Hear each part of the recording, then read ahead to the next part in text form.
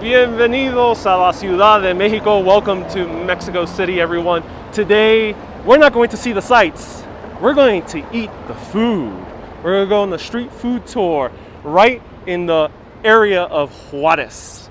I'm Ariel, this is Urbanist. Let me know where you're watching from. And we're going to be joined by a very special guest, an expert in Mexican food culture and the city itself. He is Ubish of Mexico Underground. Hey, how are you guys? I hope that you can hear me well. Thank you so much, Tero, for being here in Mexico. And I hope that you guys also want to come because we're going to make you very hungry right now during the tour. So you might hear some growling, and don't worry, it's not Huitzilopochtli trying to find some hearts. It is just my stomach because I came here extremely hungry. So let's go find some food. Yeah, let's get it. Let's do it. So before we start walking around, tell us a little bit about what you do in YouTube, and also you run tours. Yes, so I'm a chef professionally, but at the time I started to do food tours, I didn't actually knew that people could pay you money to take them to eat tacos and but that happened. And I have been doing that for the past 7 years. People were asking me also, where do I go for the pyramids? And the tourism was not that big back then.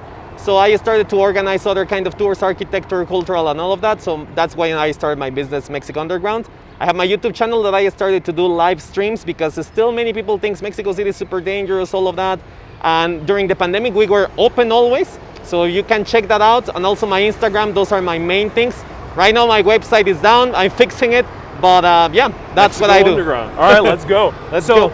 Situate us right now. Where are we starting at this moment? We are starting on a very important point that you showed, the Angel of Independence. Point that we do for protest, or it's all covered up right now.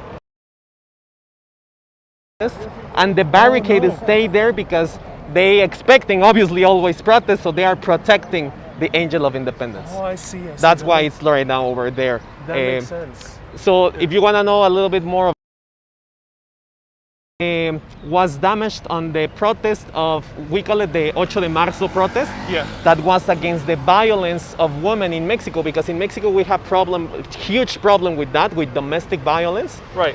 So lots of women. The first march that it was this big was 2 years ago. It was huge, and they painted, graffitied a lot of monuments and all of that, asking for help, because the government doesn't do anything.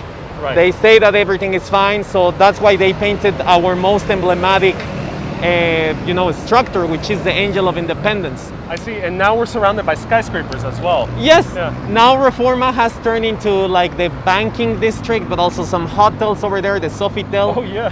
That one you have That's to go to the rooftop. terrace over there. Right. There's a bar over there that is amazing. It's one of the best views of the city. Okay, I think you are looking for one place to see. Like very high That up, one is the best one right now. Oh, wonderful. Yeah, and the cocktails are good. No, actually we're going over here. Yes.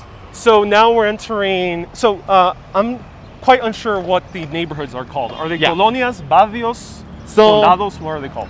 In Mexico, we divide the districts as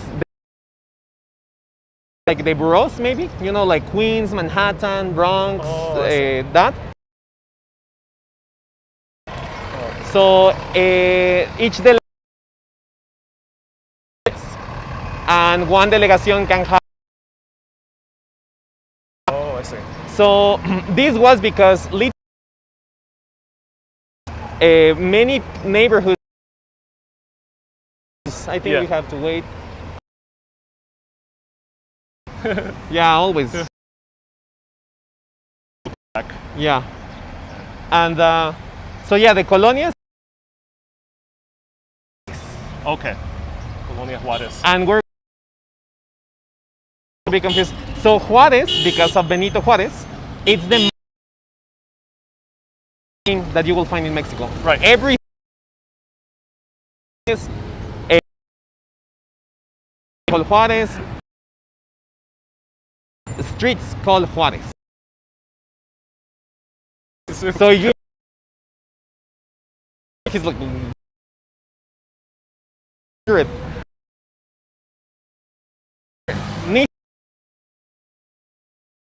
And mention this or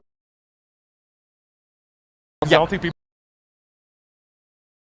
go back we on. Way underneath us, right? there is, yes. Yeah, I think that's the issue. Ah, okay. So let's speed walk All away right. from the subway. Do you encounter this when live streaming? We're back. Oh no, not yet. Maybe I should live I stream think in. now it's good. Yeah, I think maybe I should start live streaming in SD, standard definition. Yeah. Okay, all right. So right. now we're in Florencia. we're in Juarez. Juarez, Okay. and this is Florencia Street. Okay. So it's one of the main streets in Juarez neighborhood because it connects you with the Angel of Independence. And if you walk straight, which we are going pretty much all the way over there, you go to Roma Norte neighborhood, Ah, I which see. you are staying there, no? Yes, In an Airbnb or a hotel? Airbnb, Ah, okay, Yeah. okay. which I'll let everyone know exactly what it Let's is towards the end of my stay. When you cross here the streets, always you have to be careful. Yes, of course, because the cars are like they have the right of way. Exactly. Here. Yeah, they don't care. So yes, you have to be very careful. And that plus the sidewalks always being damaged. Yeah. You know, the bikes that are coming on the wrong way, the motorcycles going backwards. So yes, it's surviving in Mexico City. So everyone, we're joined by Ubish, which is a native name Yeah, from Oaxaca, you said. exactly. Zapotec. And we are about 20 minutes away from the Central Historic. Yeah. Right. Yeah, yeah. Especially if you walk fast like Ariel. Yes. Right. So I don't know if you already know this, but in Zona Rosa, Juarez also it can be called Zona Rosa. I don't know if you already knew this. Yes. So Also, this is also the Korean neighborhood. Oh. By the way, we're going to see a lot of Korean places over here.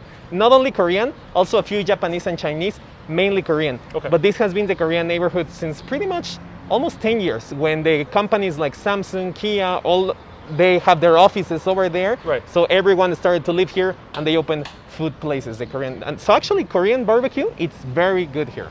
Oh, that's good to hear. So Yeah. Koreans are opening up these restaurants. Yeah. All of this. Korean owned. This street, which is actually the street that I live, Yeah. it's all Korean places. Oh, very cool. So Yeah. everyone, Mexican K-Town right here, Koreatown. Yeah. It's not like officially, but there's everything is here. Like Right. if you want the beauty things that they sell, you know, the barbecues, everything is here. So we're gonna go to our very first stop, which is requisite to start a day. Yes, let's cross. And I want to set this up a little bit. Coffee is very popular here Yeah, in Mexico, the country. yeah. Why is that? It's one of the biggest producers of coffee in the world. It's right? one of the biggest producers, and we have a story with coffee. Well, pretty much all Latin America, the coffees are Eastern and all of that. You know, Right. then Italians loved it, and then the world was looking for very cheap labor to get more coffee. You know, and a good weather. Right. So they found America, especially Central, South, from Mexico to Ecuador, Peru, and they were like, these guys have great weather and cheap labor because they are slaves. So all America started to produce coffee pretty much to supply Europe. So one fun fact, interesting fact, is that to this day, many people that produces you will find in your hipster local coffee shop, they have never tried their coffee because they only drink the cheapest coffee, Right. instant soluble coffee. It's not meant for them. Oh no. Here to the left. That's something that it really touched my gut Yeah. when I found a guy who was a master roaster. I think we can cross. Right. And he told me, my father never tried his coffee. He Oh, no. spent years working, harvesting his coffee and never tried it. Well, even for me, for my own parents who were used to instant coffee, I had to convince them to try some hipster coffee. Where are your parents from? Puerto Rico. Ah, Puerto Rico. got it. Yeah, over there. Yeah, we have the noises of the city. Oh, careful there. Oh, You okay. see the sidewalks that I told you? Yeah. Everyone, watch your step here because the sidewalk can get very uneven. just in general. We- That's funny. All right, here we are arriving to our first place. Ooh. Café Tero. Café Tero. Exactly. So, after you, I'll let you order. I usually don't have. All right, perfect. Usually don't have milk with mine. I always have the black. Okay, always black. So here we have Cafetero. Here we have actually the owner. So Hey, how's it going? Ariel, Buenas. we're doing a live stream over here. Oh, nice. Yeah. We have, I don't know how many millions always you have connected. Millions. we have like 300 people tuning in right now. Okay. Yeah. So We want 300 cafés, por favor. so I actually met Pancho Yeah. in Reddit. Oh, cool. Oh, He that's awesome. started his Yeah. project during the pandemic. Yeah. Obviously, the best time. Yeah. Right, right. It was awful, Oh, you know? it's like- Awful. So, Hey, how's it going? Hola. Hola. buen día. So yeah, he was like, hey, I started my own project, you know, sadly it has been very bad, you know, and I started to post, you know, come to this place, you know, it seems like the guy is nice and whatever. And then after I came, and the coffee is great here. Right. So I really like the specialty coffee that they have. So he has métodos artesanales, and I think that we can do a small, like, you can grind your own coffee over here, so Oh, you that's can very cool. experience that, because he Yeah. tries to supply his coffee from like local producers, but also that they are accomplishing this, you know, a fair trade agreement that it's course. supposed to be done. Because sometimes in the coffee is, you know, it's very expensive. So how do we start that? I think on the bar. We just On the have bar? 2 stools over here. Yeah. Yeah, let's do it. You guys want to pull a stool over? I love the smell. Yeah, it smells amazing. Is that pastries? We just baked cookies. Yeah, we just baked cookies. Oh, okay. We're gonna order one of those as well. sure. The brownie, it's great. I Ooh, really that's recommend the brownie. That's really cool. Yeah, so we can put it over here. So I was telling you. Well, you have a Chemex. Cool. This is a V60. I was telling you, Rich, when you came a couple of days ago, grinding is one of the key aspects of how your coffee tastes. Yeah. And it's got a lot to do with over extraction or under extraction. And best analogy is if you think of pouring water through a cup with sand, and then that water takes a long time to filter through the sand and come out. You pour it on rocks, and it just comes out right away. Right. And it's the same thing, right? Like if your coffee's too coarse, the water will come out too fast. Yeah. And you won't get to extract what you want out of it. And if it's too fine, then you're gonna over extract it and get some chemical notes and whatnot. So May I pause you there? Could we turn off the music? Because yeah. YouTube doesn't like popular Yeah, music. yeah. Thank you, I appreciate it. I'm not button. Yeah, so yeah, you're right. The how you grind the coffee is very important, especially when you do pour overs like a V60. Exactly. Yeah. Exactly. I mean, all throughout, grinding is very important. But yeah, with methods, like it will impact big time. Oh, So what we can do is, it's very cool that café colado is popular here. Pour Yeah. over coffee. yeah, I mean, Yeah. it's starting to become very popular with specialty coffee beans, because you get to control all of the aspects of it. Right. El agua toca, ¿verdad? And a few people are saying in the comments that you speak excellent English. Did you spend time in the U.S.? I did university in Canada. Oh, very cool. Okay, awesome. Yeah. Very So I lived in Montreal for a while. Oh, that's awesome. Oh, I can detect a little bit of the Canadian Yeah, accent. And the A hasn't even come out yet. Yeah. All right, so first things first, I'll let you clean the grinder. And that's important just because you don't want like lingering taste or anything else. So I'm going to push this here, and then I'm going to give you this brush. Oh, yeah, yeah. And, Sure. Need help with either, that? either Thank one of you. you guys Yeah. can go at it. I'm actually Yeah. going to give you a finer Let's do it. We're getting our hands dirty. Yes. Yeah, I mean, I think it's it's an experience. So just like kind of go on the edges, take everything off there, and then try to take as much. Like this will probably just come out like Okay. nice tap. You can go with the brush, and then you can do here. This feels like cleaning something else that you would grind that I would not mention because it's an illicit drug. Yeah, pretty similar. Maybe you're practice with it. I don't know. So I clean the oh, so you clean every time you grind. Yeah. Huh. Yeah, that's important. So all the Was it the remains are yeah, coming off? From the last pour, just come out and make sure there's no oils in there, and we've got a crisp because flavor you coming out. because you use different beans, right, for different coffees. Yeah, correct. Okay. Correct. So you don't want the taste to be contaminated. Exactly. Yeah. Exactly. That's it. We're serving taste. There we go. So almost a clean one. Yeah. It is heavy. Wow. Yeah. It's stainless steel burrs, so it's a little bit heavier. Very cool. So we're gonna do a natural today. Yeah. Which is just like when you take off the cherry, you do it by drying it instead of washing it. So we're gonna weigh how much we want. For this coffee, we're probably gonna do like 18 or 19 grams. Buenas tardes, chicos. Bienvenidos. Yeah. There we go. It's 19 grams. So we pull this ¿Lo up. de chico o grande, amigo? ¿Sí? ¿Cómo que leche lo toma? People are saying my shirt matches the decor. Yeah, I was going. Yeah. Yellow and Lo black. puedo hacer de este tamaño o de este. Claro. So in Mexico, what's the most popular form of coffee? Is it café colado? Is it espresso? Is it It's actually pour and machine, just like traditional machine now. so drip? Yeah. Okay. Like regular drip. And it's starting to become more popular to get espresso, and like espresso-based drinks weren't popular before because up until like the early 2000s, most of the good quality Mexican good quality beans were leaving the country. Yeah. And so if you get an espresso with shitty quality coffee bean, it's just like it's too much, right? You need a good coffee for that. And also the water is important. So Yeah, water's important.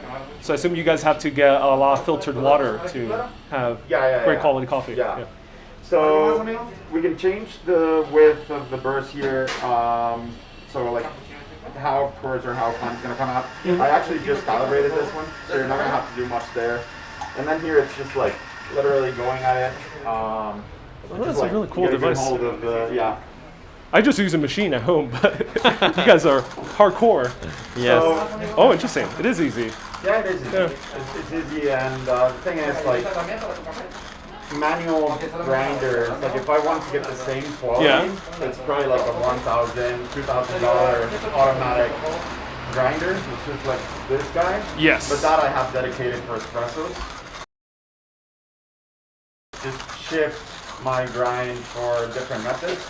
Manual one for 20 grams is pretty good. So this is cool. You don't really need huge machines to make good coffee. Exactly. All you just need is some hot water, and of course the V60 would be a very easy way of doing it. That's it. Good coffee beans. That's it. Done. Wow. So That was cool. your workout for today? Yeah. Luckily, I do a lot of live streaming, so I already become an expert at this. Starting to clean, and then Thank you. before we put it on the V60, we're just gonna rinse the paper filter really quick. We don't want any paper flavor in here. So we'll give it a rinse with hot water. Que tengas buen día. In the meantime, ¿Yo te puedo pedir un chai latte? That's very cool. ¿Caliente o frío? Almendra. Caliente. ¿Caliente? Sí, gracias. I don't drink coffee actually. Oh, you don't drink coffee? Yeah, no, Okay. but they do a really good chai latte also, which is great. Coffee gives me anxiety so bad, and I'm already That's anxious. okay. Yeah. So yes. how did it treat you last time? No, actually, last It time was was okay. Yeah. But I still get it slow. Yeah, take it easy. Yeah. Common to find tea in Mexico? Yeah, Yeah, city? yeah, pretty common. Okay. Actually, Mexico has, after China, the largest amount of herbal medicine Oh, fascinating. after Okay. China. Oh, that's So yes, so we have a market, the Sonora market, that over there you can find all the herbs, fresh, dry. We have teas that cure you from, well, cancer, diabetes, liver, the flu, COVID, abortion teas. We have all sort of teas. Wow, you do have everything. Let Yeah. me grab some water. Oh, Oh, I'm so excited for this. La saco con medida. So we're waiting for the water to heat up right Now we're now. just waiting for the water to heat up so we can rinse the paper filter.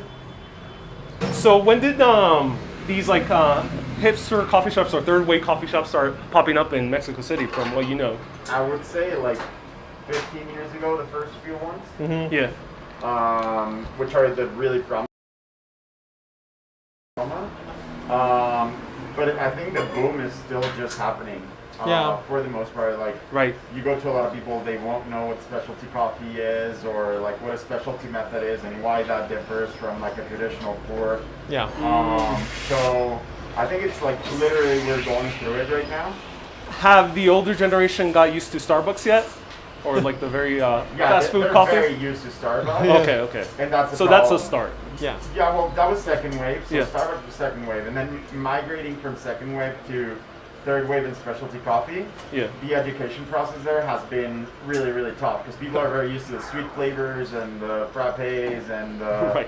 everything, like all of the variants that don't necessarily are part of like a experimentation with like really good coffee beans. Yeah. So that transition has been pretty interesting.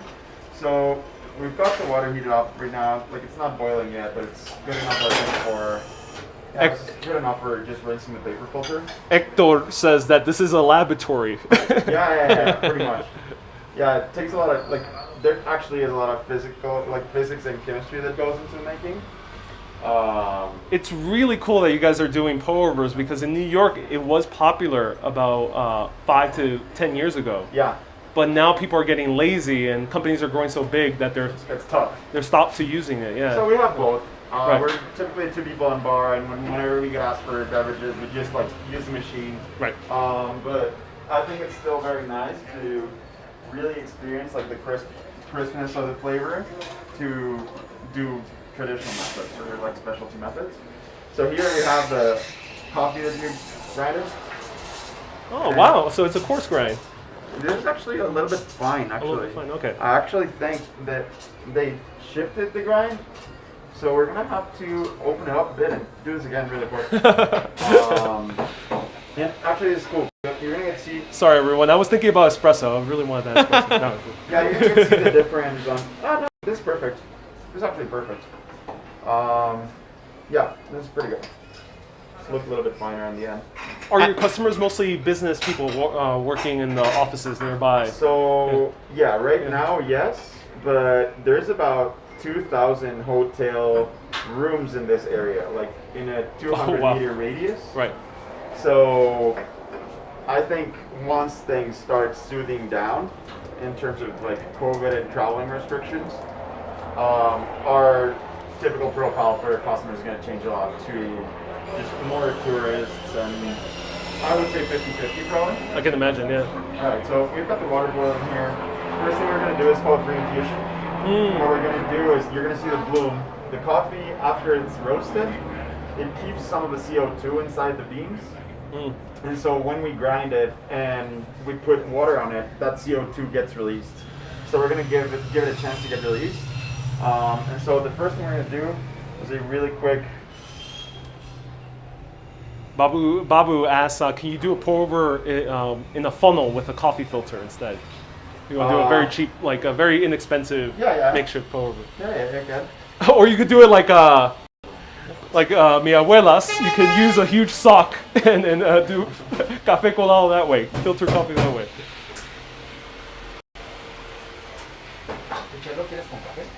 No. See. Okay, and then we're going to keep on doing the brewing, and we're going to hit a specific ratio. So we did about 18 grams of coffee, and we're going to be looking for 300 milliliters of water to keep a ratio of like 1 to 16, 1 Right. to 18.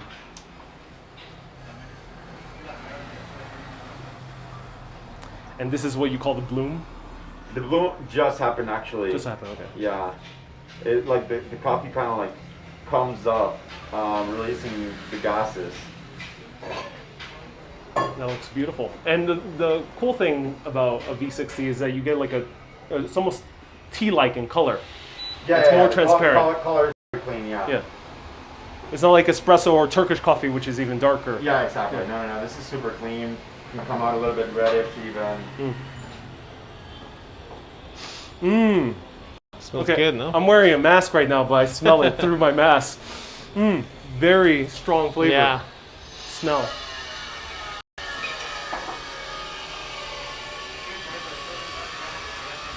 So Like- is this a dark roast? Oh, sorry to interrupt. No, this is a medium roast. So Oh, okay. most specialty coffee beans are Yeah. medium roasted. I see. When you roast your coffees in a high end, you tend to burn away some of the oils and some of the sugars that are inside the fibers. Right. And it works well for some type of coffee beans, but you can kill the natural flavor of the coffee. It's actually typically done for cheaper coffees, like your Folgers or whatever, because you get a lot of different coffees and then you give them the same flavor profile, but just roasting them really high. Right. And it's kind of like burning popcorn. Like if you burn it all the same, then it just takes. Alright, so we're going to do our final pour over here. And it's important to make sure the pour is even. So a few people in the comments are saying, can you make 400 more of these? How long does it take for a customer to usually get their pour over? That's like about 4 minutes. 4 minutes, okay, that's Yeah, reasonable. like usually we have everything set up. So we have the water heated up. That's good, that's reasonable. So here it is, filtering through. Look at that, beautiful coffee.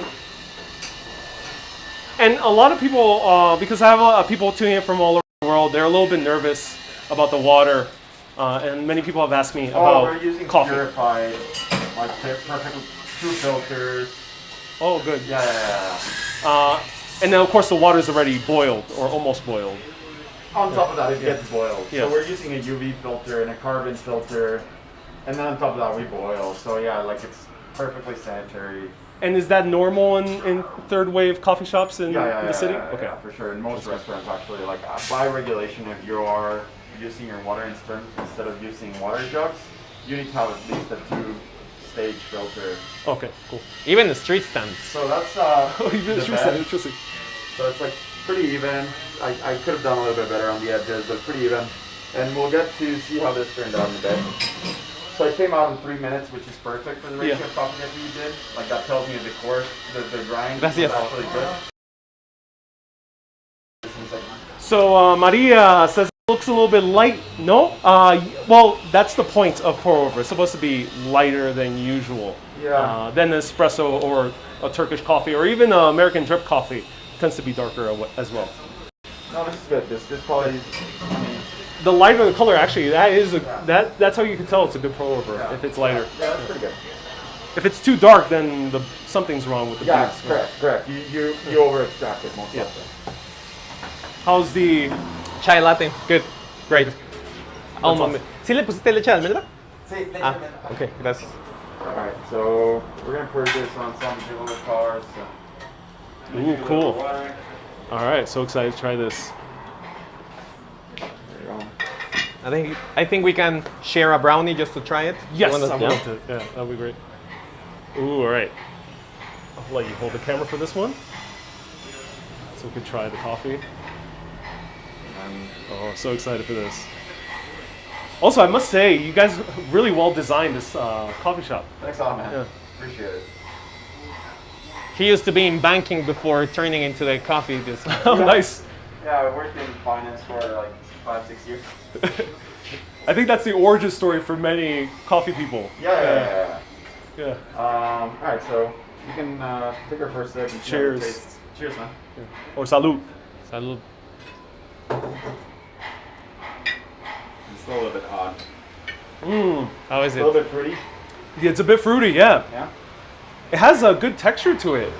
Yeah. Yeah. I don't know. The texture tastes a little bit more kind of rougher, which is in a good way. It's nice. Yeah, it's nice. And I actually have to run, so I have another meeting. Okay. Danny will stay here with you guys. Yes. Speaks English.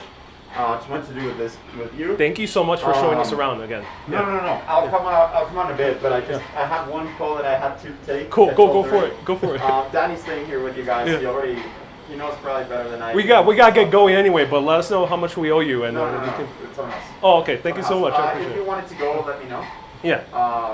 And Yeah, I think you wanted to go, right? Sure. So, both of us. Yeah. Y vamos a tratar también el brownie ahí. Ajá. que se ve. ¿Un brownie? ¿Nos Sí. puedes partir a la mitad del brownie? Una mitad, ¿Lo sí. pongo para comer acá? Sí, por favor. ¿Quieren tomar asiento y te lo llevo? Aquí estamos bien. All right, so let me describe a little bit more of the coffee. Are you good doing that? What? Are you good doing that? Because sometimes I cannot feel the fruity.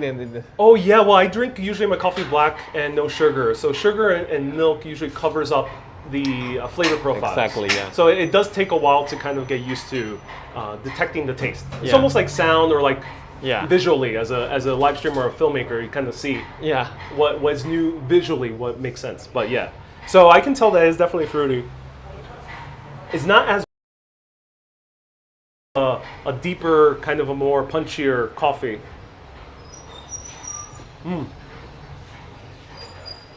Yeah, it tastes more a little bit of citrus notes on the back end, which is very nice.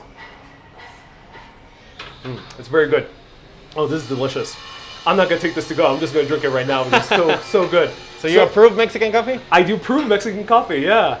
So a lot of the coffee is like actually made in Veracruz, right? Veracruz, Yeah. Chiapas, we have 5 states that are the most predominant. Oaxaca, Chiapas, Veracruz. Those are some of the ones. Ooh, so the brownie's being heated up. That's really Yeah. cool. That's awesome. It tastes better like that. Just a little bit, and that's good. Oh wow, that's amazing. That's great. Something that I really like here is the name.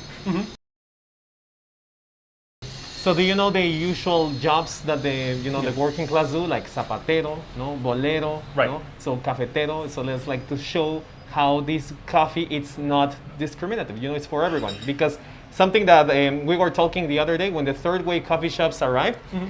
How do you recognize them?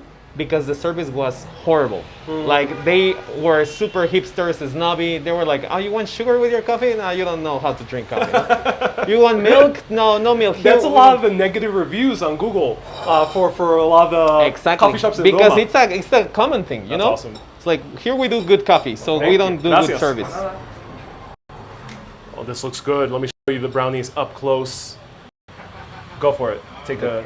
It's a little bit crumbly, but the chocolate flavor that it has is so good. Oops. I like that. Yeah, I actually like always to eat it with my fingers. Yeah, I was this just is, being fancy for you guys. this is more of a finger food. Yeah. Yeah. Let's try this out. Some of this alcohol. Queen. Yeah, sure. Thank you. Ooh. Ubish is prepared. This is not my first food tour, man. Right. Queen Jayway says, yes, I hate snobby coffee. Well, it's some places are a little bit snobby, but it's not the norm right now. No. No, it's not. If you're in the neighborhood like Roma, Condesa, or now in Juarez, I think you could just go one block down and you'll find another one. Yeah, exactly. You're like, oh yeah, I'm going to the competition. right, exactly. All right, let's try this out. Oh.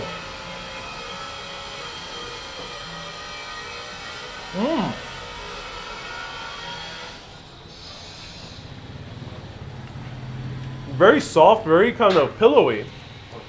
Oh, gracias. Muchas gracias. It's very pillowy, very kind of, different from most brownies I've tried. Yeah. In the good way. It tastes very pillowy. It's hard to describe. Almost like an angel cake. Yeah, that's a good description. Yeah. Yeah. And of course they have like huge chocolate nibs inside, which is nice. And of course we are in the land of chocolates here, because chocolate is from the Aztecs or from the indigenous people Yeah. before the Spaniards. Back then it was already appreciated, and then the Europeans hated it actually because they didn't know how to drink it. All right. So let's try this out. ¿Seguro? No, es cortesía de la casa. Muchas gracias, lo agradezco. No, de Gracias. nada. So here's the cookie. I need some water. En se hace aquí fresco las galletas. Sí, estas las acabamos de hacer ahorita. Oh wow, qué bien. Son galletas recién hechas. So recently made cookies. Yeah, crunchy in the outside, soft in the middle. That's good. Ooh, all right, that's amazing. All right, let's try this out. So look how soft and crunchy this is. Be careful, Levain cookies. Have you tried Levain cookies in New York? Yeah, Be careful. These cookies are great. yeah, it's similar to Levine style. It's as fat as Levine cookies. And the chocolate right now, look at that, perfectly melted. Wow. And it's a darker cookie. I mean, that's the color that I like. I don't like that they are pale. Right. Wow. Riquísimo, la galleta. Qué Riquísimo. bueno que les gustó, Muchísimas gracias. Gracias por invitándonos. ¿Cuál es tu nombre para que personas saben? Mucho gusto. ¿Cuál es?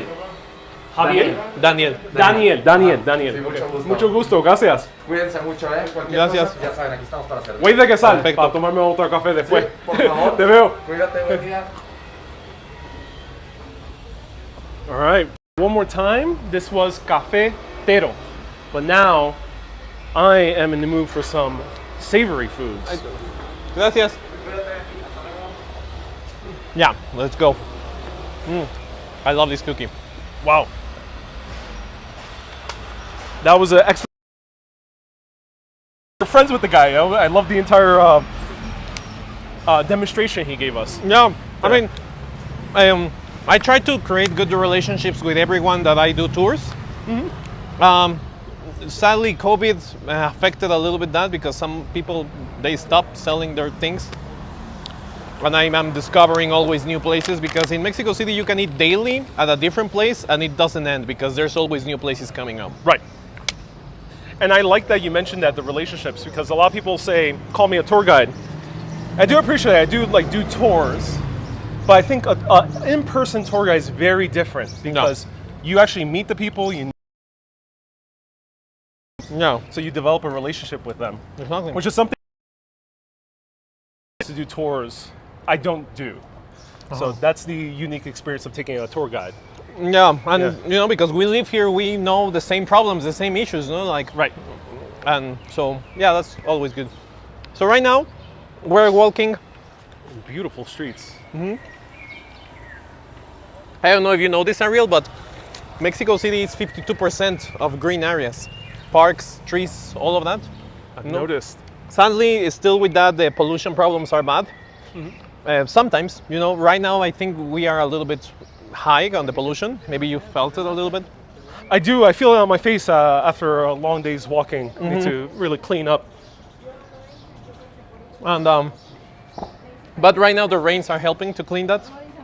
You came in the rainy season, but it's not as bad as you can see. The rainy season doesn't mean that it's raining the whole day. Luckily, it's sunny. Yeah. Yesterday I was a little bit worried because we did a 30 people tour. Wow. Yeah. It's a huge tour. Yeah, that has been the first since a year ago. If I may ask, who were the people from? Pili. Graduated from I don't know what university, so this was just like work, I think. Right. So yeah, it was very fun. And how is it giving food tours to foreigners? You know, I like it a lot because and I started very young. So this means that I was teaching to some people that had much more experience than me. Oh yeah, You know? I can imagine, yeah. So sometimes it's like, yeah, I don't do the things like that. You know, yeah, I don't do it like that. Yeah, I don't like how you do it. You know. So I was like, yeah, man, I'm just like, that's how I learned. Sorry, you know. It's like me giving a tour to a historian. Yeah, exactly. You know. Or an architect. You get your facts wrong. No, come on, where did you learn? So with the foreigners, they usually don't know very good how Mexican traditional food it is, you know, Yeah. because Tex-Mex, you know, pretty much conquered the world. It did, but it's interesting because we're gonna feature, I don't want to spoil it yet, but we're gonna feature a meal that is extremely popular in the US. It's one of my favorite things. Some of you already might know. Okay. My favorite thing in the world, but does have origins in northern Mexico. Yeah. So I'm so excited to talk about that a little bit later. Yeah. So right now we are walking over the main street in this neighborhood. This is Geneva. I know, wow, okay. So you can recognize that it's the main street because, well, it has all the big chain stores, you know, 7-Eleven, KFC, pedestrian, you know, it has some important status over here. Not Juarez. No, this one, this guy, the old 60s Mexican movies. No, I don't recognize them. If anyone does, do let us know. Oh, I think we're passing above the subway again. Ah, damn it. All right, we should walk over the corner and then to the right. Ooh. Okay, Iceman asked, avocado toast. Avocado is very popular in Mexico. Yeah. But how about on toast? On toast. Or is there avocado tostada? This is a trend that I have noticed with things like Birria Tacos also, for example. Yes. No? we have things in Mexico that we already ate, but nobody named them, you know? We always have had bread toasted with avocado or a toast or a roast, no, like a dry tortilla, like a tostada with avocado. Okay. Always. But we have never called it avocado toast. No? So we have done that before. We Americans like to name things and Exactly. then claim as our own. Yes. He then invented the cronut, you know? You're like, yeah, somebody else already did a circular, pastry, you know? You invented it, really? Right. We have had that since forever. We just don't call it like that. So here you can find cheap avocado toast. Oh, okay. That's good to hear. Yeah, because that's super expensive. I also remember that avocados are from here. Yeah. Means cojones. Means Cojones. testicles. Yeah. Means, yeah. Yeah. You learn your Spanish. What? You have some Spain. I didn't. Oh yeah. Is that common in Puerto Rico? So Puerto Rico's more aligned with Spanish. It's Spanish from Spain. Yeah. Yes. And then we have a lot of anglicismo, a lot of English words. Okay. Okay. Very few Taino words in Okay. Puerto Rican Spanish. Not So- that much Caribbean then. But I guess the reason I speak a little bit more grew up around South Americans Got that it. also speak a little bit more Spaniard. Yeah. You Yeah, know, yeah. Argentinian, Peruvians. Okay. Yeah. All right, we're arriving to our first food, our first. This is actually a place that I recently discovered and explored because I already have heard of it, but I recently came and it's very good. Okay. So they do carnitas. Oh, cool. All right, we can cross. Okay, everyone. We're playing Mexican Frogger. Exactly. That's how we train to cross the border, man. I can say that. That should not be funny, but it is. All right, so take a look to these beautiful Buenas. carnitas. Buen día. Look at those shanks over there. So, in case that anyone over watching don't know what is carnitas, Yeah, tell us. carnitas, it is basically pork Right. cooked slowly, simmered in lard. Oh. It's like a duck confit, you know, like a duck confit but with pork. Why? Because in Mexico, the main meat that we eat is pork, because we are Catholics. Right. Right. Brought in over by. Look at those ribs. It was brought in by our friend Hernan. So beautiful. So my favorite part, it is the shank, but also there's pretty much everything is the same. No, so here we have many different parts of the pork. Yeah. So do you want to try the shank with me? Yeah, let's try Yeah? the shank, Okay. definitely. ¿Le puedo pedir 2 taquitos de chamorro? Gracias. Look And at chamoda is the first thing I had when I came here. Chamorro? Chamoda, yeah. Ah, yeah, nice. So you can see over there also innards, you know, Also, they use every part. everything. That's cool. Nose to tail.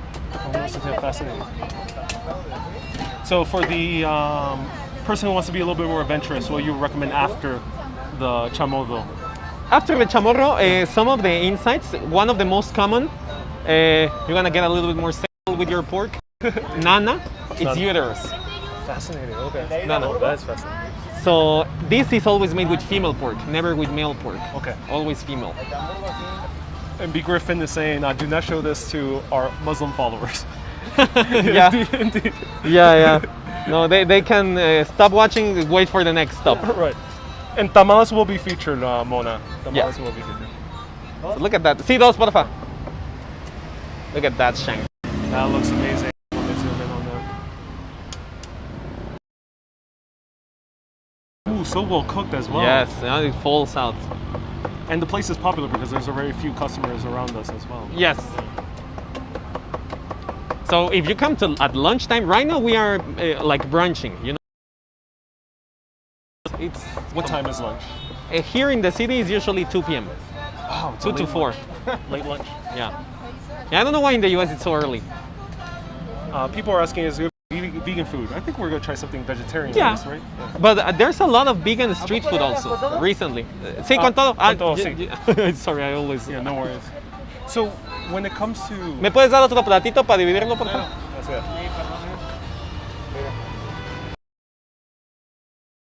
That's yours. Thank you. I appreciate it. We can maybe put that thing over here. Right. No, let's not put it. Let's put it down next to over here. Bear with me. Just so I don't, Oh wow, that's crazy tall. just so we don't Yes, take their space. Okay, all right. guys. So over here, primer taco, carnitas. Actually, primer taco. Esta Pica más, salsa, okay. so this is the spicy one, Yeah. this medium, and you can also add medium. pico de gallo and limes. Okay, qué bien. Porque yo probar la canita puro, so. Okay, all right. All right, I want to try. Meanwhile, pure. he tries it on its own. I will prepare it because no Okay. Mexican doesn't prepare the taco. Really interesting. Yeah. Okay. All right, everyone. So let me show it to you. Look how huge this is. Absolutely stuffed with a bunch of meats. And here we have cilantro. It's double tortilla, 2 tortillas over here. Look at the beautiful color of the tortillas. So you have a little bit of texture on those tortillas. I'm gonna try one bite.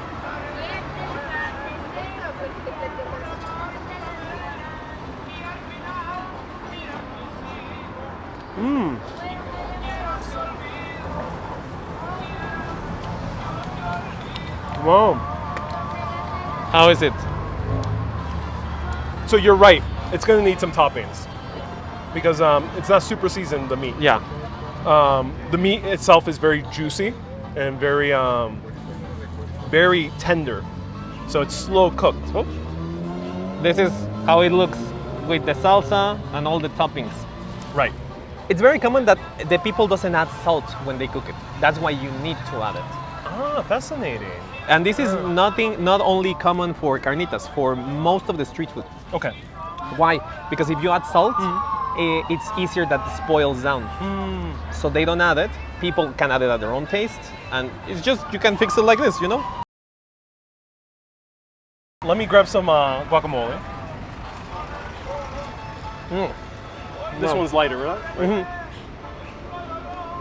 Can you handle the spicy food? I don't like too spicy out of preference. I can handle it, but I don't like it too much. But pico de gallo. Definitely. So I added some of the green sauce. Your mask fell. Yeah, that's what I saw, but I don't see where. No. Over here. Over here. Yeah, the green salsa for me is the best one here. All right. So look at that. What kind of meat? We're eating pork. They sell literally the entire pork.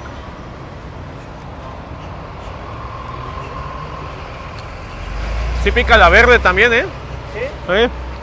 Está buena. Bueno, hay veces que, bueno, de por sí la verde pica un poquito menos que la otra. Pero ahora, a veces no la probé. La hicieron enojados. Yo creo, It's pretty spicy. Oh my god, yeah. yo creo que es una de las... Wakes you up. It does wake you up. Oh my god. So, it gets spicier the more it goes down. Wow. That is like a punchy. Es bien como un picante bien como. No sé cómo se dice sharp. How do you say sharp? Yeah, that's hard to Como translate. puntual. Sí, gracias. Te pega. Se pega, sí. Un picante que se pega. I don't want to underestimate you, but you don't have to finish everything. All right? It's so good that I want to try. I want to finish this one because. But you're right. We're gonna eat a whole lot. So, on these food tours, do pace yourself as well. Yeah. All right, I'll finish this. All right. ¿Cuánto te debo? Dos, ¿verdad? Sí. 36. Allá le pagas a la chica, por favor.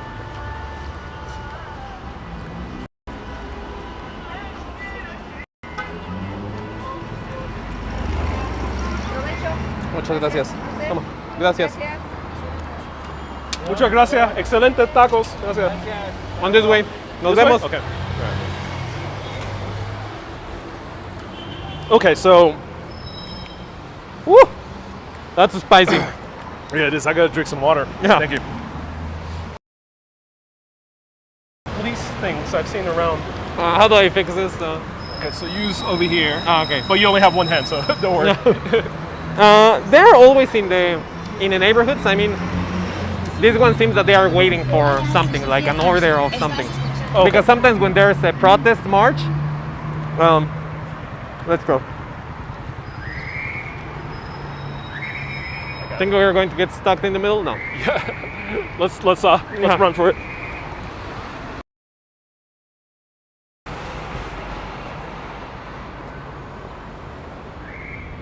Oh my! Do not run after eating spicy food. Oh. Oh. Wow. Baba, did I finish the whole taco? No, we gotta pace ourselves because we're gonna have a lot. Buenas. Buenas, estamos. Ahorita nos vemos. Ahí estamos. We're here. Look at this fire. We're here in the burgers. Oh, okay. We have lots of street burgers in Mexico City. Yeah. Let's see.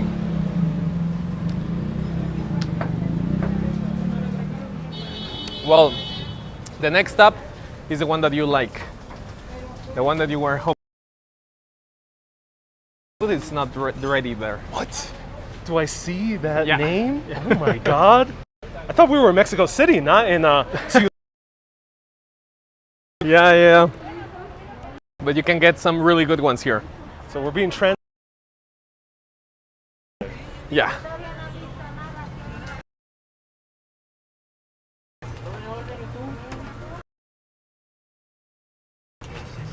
So we're going to try burritos, Burritos, okay. Mexico City style. Ooh, interesting. ¿Cómo has andado bien? Ah.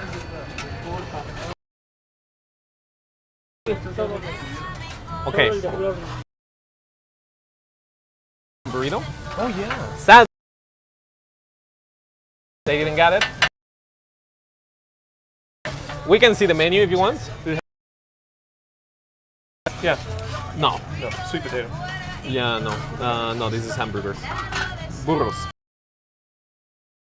Like, is the poblano. Rajas. ¿Cuál tenías con aguacatito? This one. Avocado. Let's try the avocado. Avocado? Yeah. All right. Definitely. Hacen uno de aguacate. Para compartir aquí. So yes, the burritos are not that common. The story of the burrito. It was this guy who started wanting to make food that was easily to pack Yeah. and take around for journeys in northern Mexico, around La Ciudad Juarez, Yeah. right? And the thing is, he rode those burritos on a burrito. Oh no. Hence, people started capturing the name burrito. The guy in the burrito, no? But there's another second theory that he used to deliver to a school nearby, and that little school, kids weren't too intelligent, so they nicknamed them burritos, Yeah. and the name apparently stuck as well. But who Interesting. knows which version it was? Yeah, I knew the first one. I didn't know the second one. And then there is a original in Juarez, right? Yeah. Right at the border. I have never been there, but Yeah. have you been there? Not yet. Now I'm excited to go at one point. And apparently the guy who did the first burritos used to cross the border and deliver them to El Paso. And Got that's it. how it kind of caught fire in the US and also became tech. There was no like a chain that made it popular, like in the Taco Bell story. Of any original restaurants with burritos. Yeah. Because I haven't visited yet El Paso or Oh, Texas. okay. So, well, in Mexico, traditionally the tortillas are more common to be corn. North of the country. But why is that? You know? Because there's more grain in the north. There's more grain, yes, It's easily accessible. but also it's so corn tortillas is indigenous. Yes. In the north of Mexico, there was not ancient culture like that. No, that's why there's no pyramids, temples like that. No, people Right. were nomads. It's a desert, right? So all those regions of Mexico, they started to be popular when for mining, especially. No, for all the mines are over there. So already with that industry,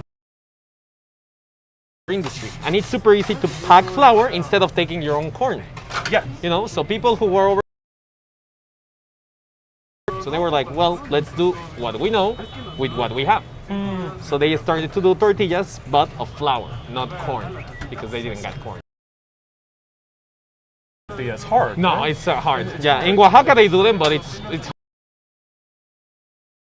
Right. So, carne preparada, which is avocado. avocado, frijoles, which is beans, and queso, which is cheese. Yes. Carne es res, ¿verdad? Beef. Yes. So these guys have been in the business for a while. Oh, very cool. ¿Ya cuántos años cocinando burritos, Javi? 27. Wow, bastante tiempo. Un chingo. Sí, claro. Un chingo. ¿En el mismo lugar? No, No, ok. 10 aquí. ¿Cuál era la original? 15. Abre. Ah, okay. Like 2 streets over here. Okay. So in the hood. What's the common drink to accompany with a burrito or any type of taco? I will say that Coke, you know? Coke is very popular here, right? Yeah. Right, right. Touche. Yeah. Also that local brand of juices, Boing. Boing. Yeah, And we have jaditos. Try Boing? Boing, no. No. I think I have a long time ago. We shall try that one because it's so good, and you have still plenty of time to drink more Coke. So to give a perspective, how much are we gonna spend? $2, 2.5. $2.50. 2.50. And we had 2 super chats. Let me know the other super chat. I think it was Alan or to let me know. And thank you, Rosie, so much for the super chat. Appreciate it. Thank you so much for the $10 of the super chat. Those $10 is gonna go a long way. So look all the avocado. Salsa. So here the thing is that you can over there in the back. Yes. I like the molita special. It's not that spicy. Try Molita those. special, ¿no? Poquita, no mucha, por si las moscas. Wait, do you say without flies? It's a common thing. It's a Yeah. We're not gonna try fly eggs. Yeah, today, we're right? not gonna like try it. Not H&S today. eggs. Yeah, later. It's coming later. Wrap like a baby Like a baby, right? with melted cheese on the top. wow. Eso sí Cheese está bien interesante. Makes everything better. Se ve muy bien. Sabe mejor. ¿Qué tipo de queso es ese? Mozzarella, Mozzarella, ah. manchego Panche. y huevo. Métela. Mezclado, wow, qué bien. Ah, qué bien. Badón, ¿no? Queso badón, ¿no? ¿Cuál? Queso. Queso ganón. Sí, me deberían de saber. Okay. Me agarraste dormido. Ya vi. Wow, so it's almost like a upside down quesadilla. Exactly, yes. Queso badón. ¿Te puedo pedir 2 boings de mango, porfa? Sí, señor. Be careful, it's damn hot. Okay. Carry around as well, right?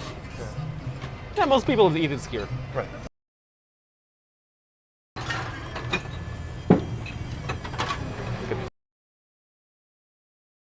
So leave it down here so I can Yep. show it close up.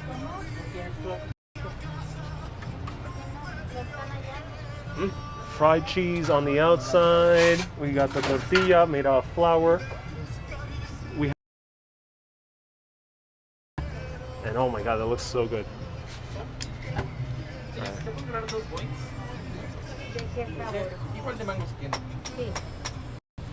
There we go. All right, let's try this out. So this is very hot, right?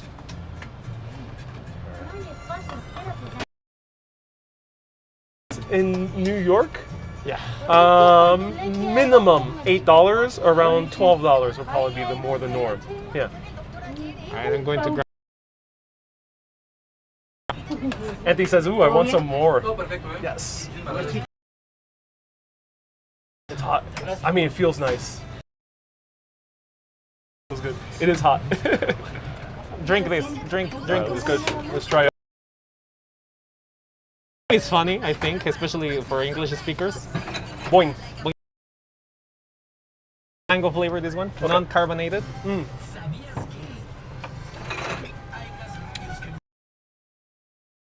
It actually tastes like real mango juice.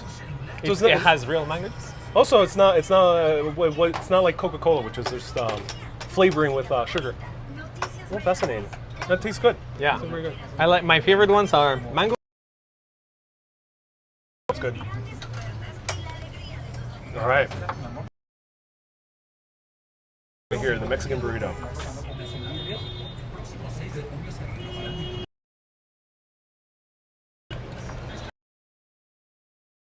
It is very.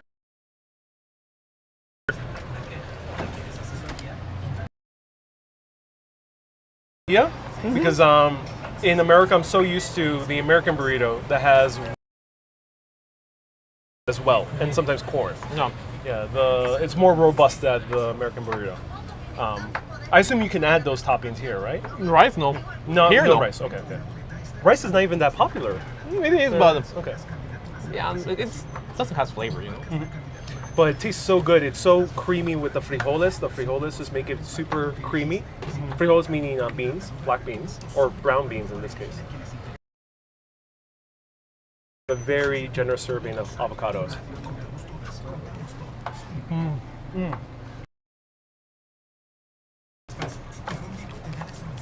Wow, man. It is delicious. I'm coming back.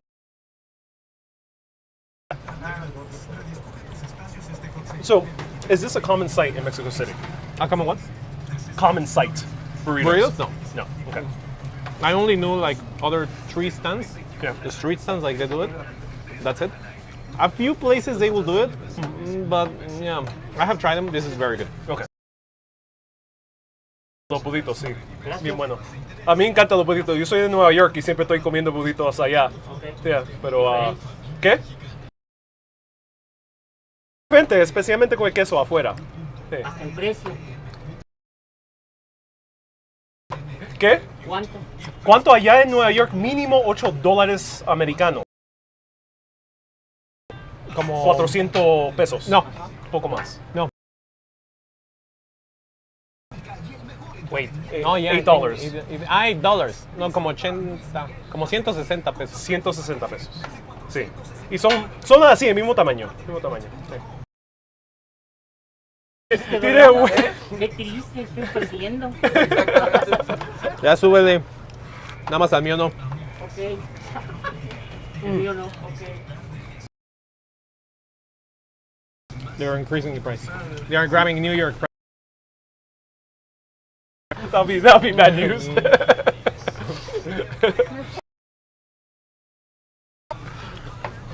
barbaridad. Todo sube. Menos mi sueldo. Los sueldos no suben. Puede subirte el problema, el asunto, el colesterol, Ay, burrea. pero todavía no, ¿eh? Ay, luego. ¿Cuánto te debe de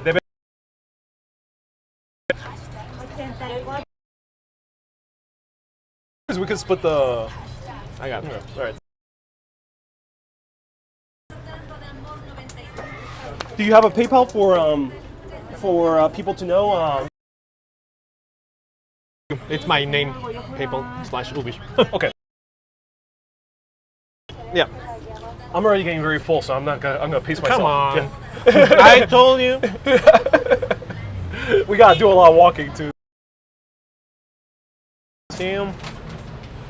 All right, let's go. Let's do it. Are you ready? Is it common to give tips in these stands? Very good tip. Yeah. Because, sometimes people, we only eat one thing. Right. No, of course.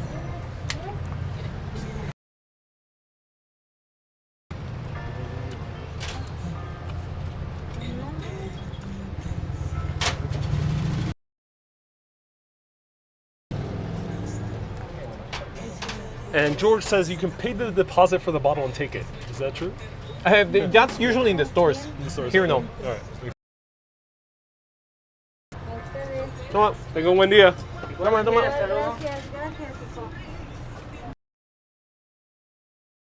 Arturo, All right. ¿ya están chambeando, eh? Ya, Ahí va. hace rato que vinieron. Ah, sí. Chicas, de las últimas, creo que no las recuerdo. Okay. Bebé. Okay, everyone. I ya sé quién. apologize for the bad Ah, service. nos vemos. Mexico Arizona. City. And I'm using Bueno, two luego me dices. different internet cards. It's a bit tough.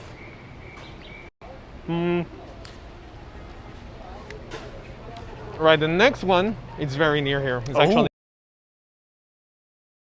Hopefully we get service back. Oh, good and have service? Oh, Yeah.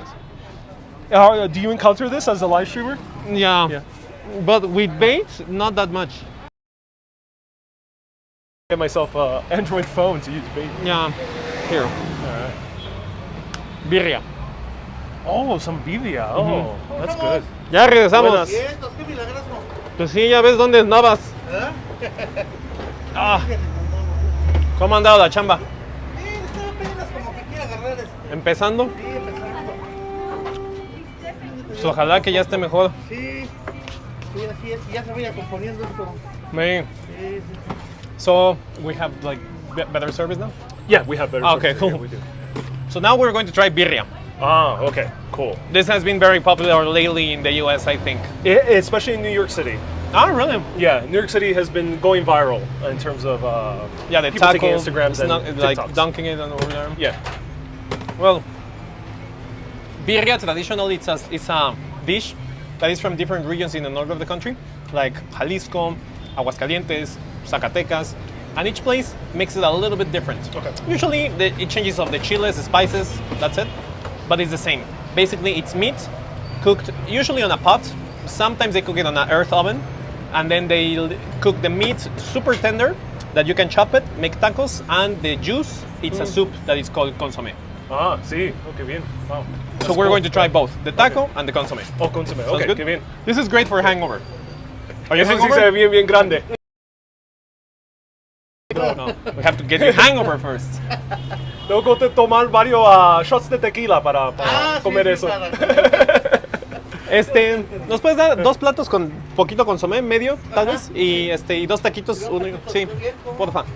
Ya sabes que comemos poquito, Claro que como sí, pollitos. está bien, bien, bien. Cebolla y So, salsa. es sin salsa. Bueno, el consomé sí. So as you can see, they had to like put a little bit of the fat of the soup Right. to the tortillas, no, to heat them up. Oh, that's very nice. These are actually a special type of tortillas because the traditional tortillas they fall apart when you steam them that much. Okay. So it has to be a different type of tortillas. And what type of tortillas are they? So it's corn. Corn, The difference okay. is that it has more limestone. Pásale aquí, Later, when we pásale. visit the tortilla factory, we're going to learn how tortillas are made and why it's the differences that you Oh, can that's get. very cool. Okay. Because not all tortillas are the same. So that's your birria soup or gracias. consomme. Consommé. Yeah. ¿Y qué significa consommé? What does it mean? It's like it comes from the French, like consomme. Oh, really? Like consume? Yeah, Oh. like the soup consomme de pollo, no? Like usually it's a clarified soup, but for us consomme can be it's just a inside usually doesn't have other things, you know. It's just like that. Like, And this is ¿Te van los taquitos? sin picante. Ahí hay salsa, así que. Sí, ahí el gusto aquí le echamos. is it customary to eat this before, or is it with the food Together. together? Together. So Okay. for us, what we do is that we have both things ready. Grab a bite of taco, grab some soup. Bite of taco, soup. Okay, I'm gonna see you do it first.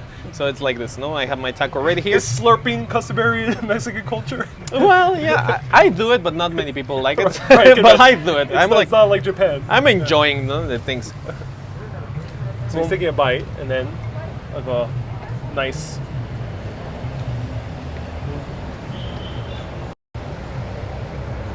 And here's the taco. Wow, beautiful taco. Yeah. Chopped onion. All right, let's try this out. Actually, we'll go wide angle. Sorry. All right, cool. All right. Let's see Oh, well. if Ariel can handle it. Ooh, I like this. It's a little bit smaller, this Yeah. one.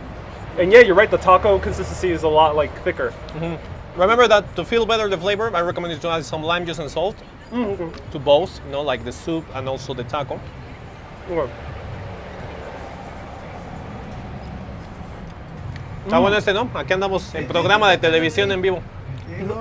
Sí, estamos en vivo. Personas están mirando de todo el mundo. Sí. Riquísimo. Wow. Este consomé está bien bueno. Yeah. Tiene tanto sabor. Yeah. Tiene un buen sazón. Así aquí. Sazón? Here, Yeah. we say sazón? Okay. So it's very good, very strong. It has. I love the little chili. I would eat this alone because it's good enough. Yeah. But with the taco, it's really good. And can we dip it inside? You can dip it, yeah. Normal? It's not probably normal, Yeah. but yeah. Está There's tan bueno nothing que wrong. yo hice como tipo Birria. Aquí, sí.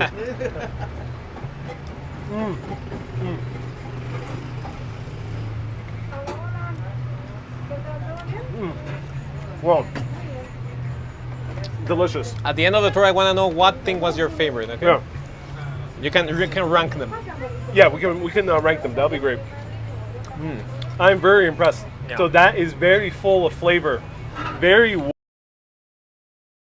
Mexican, which is good for these cold Mexican days, because early in the morning or late at night it gets pretty cold. Yeah. And for example, this stand, until ¿hasta qué hora ustedes cierran? Hasta las 5. Hasta 5 p.m. Okay, good. Así está bien, muchas gracias. So I have another of these. Yeah. Igualmente. So if you're enjoying this tour, consider giving Ubish a PayPal, paypal.me/Ubish. Yeah. And you'll find them there. Ubish is Ubish. Right, cool. I hope that you enjoy it, guys. And with that, I can buy more tacos. right. Are you ready for the next stop? Yes, ready. Let me get my mask. Right, let's do it.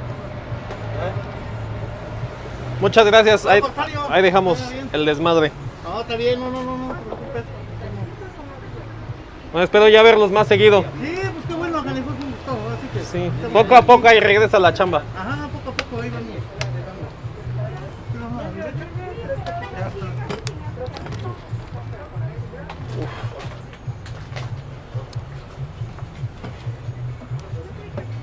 Muchas gracias otra vez. Hasta luego. Excelente. Hasta luego. Hasta luego.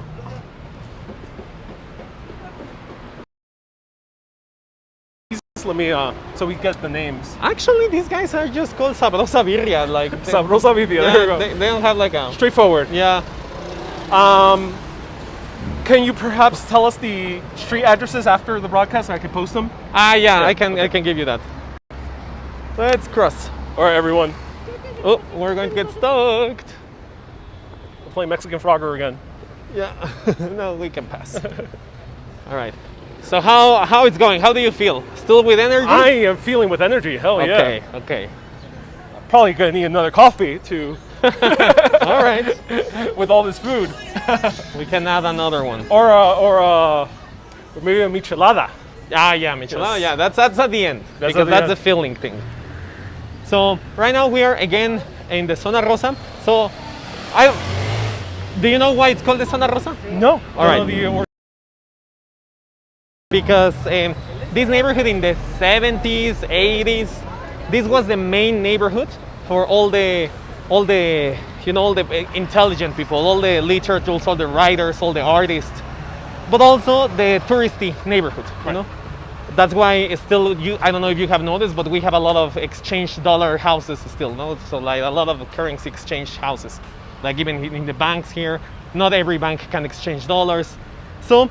This is a very nice leather shop, actually.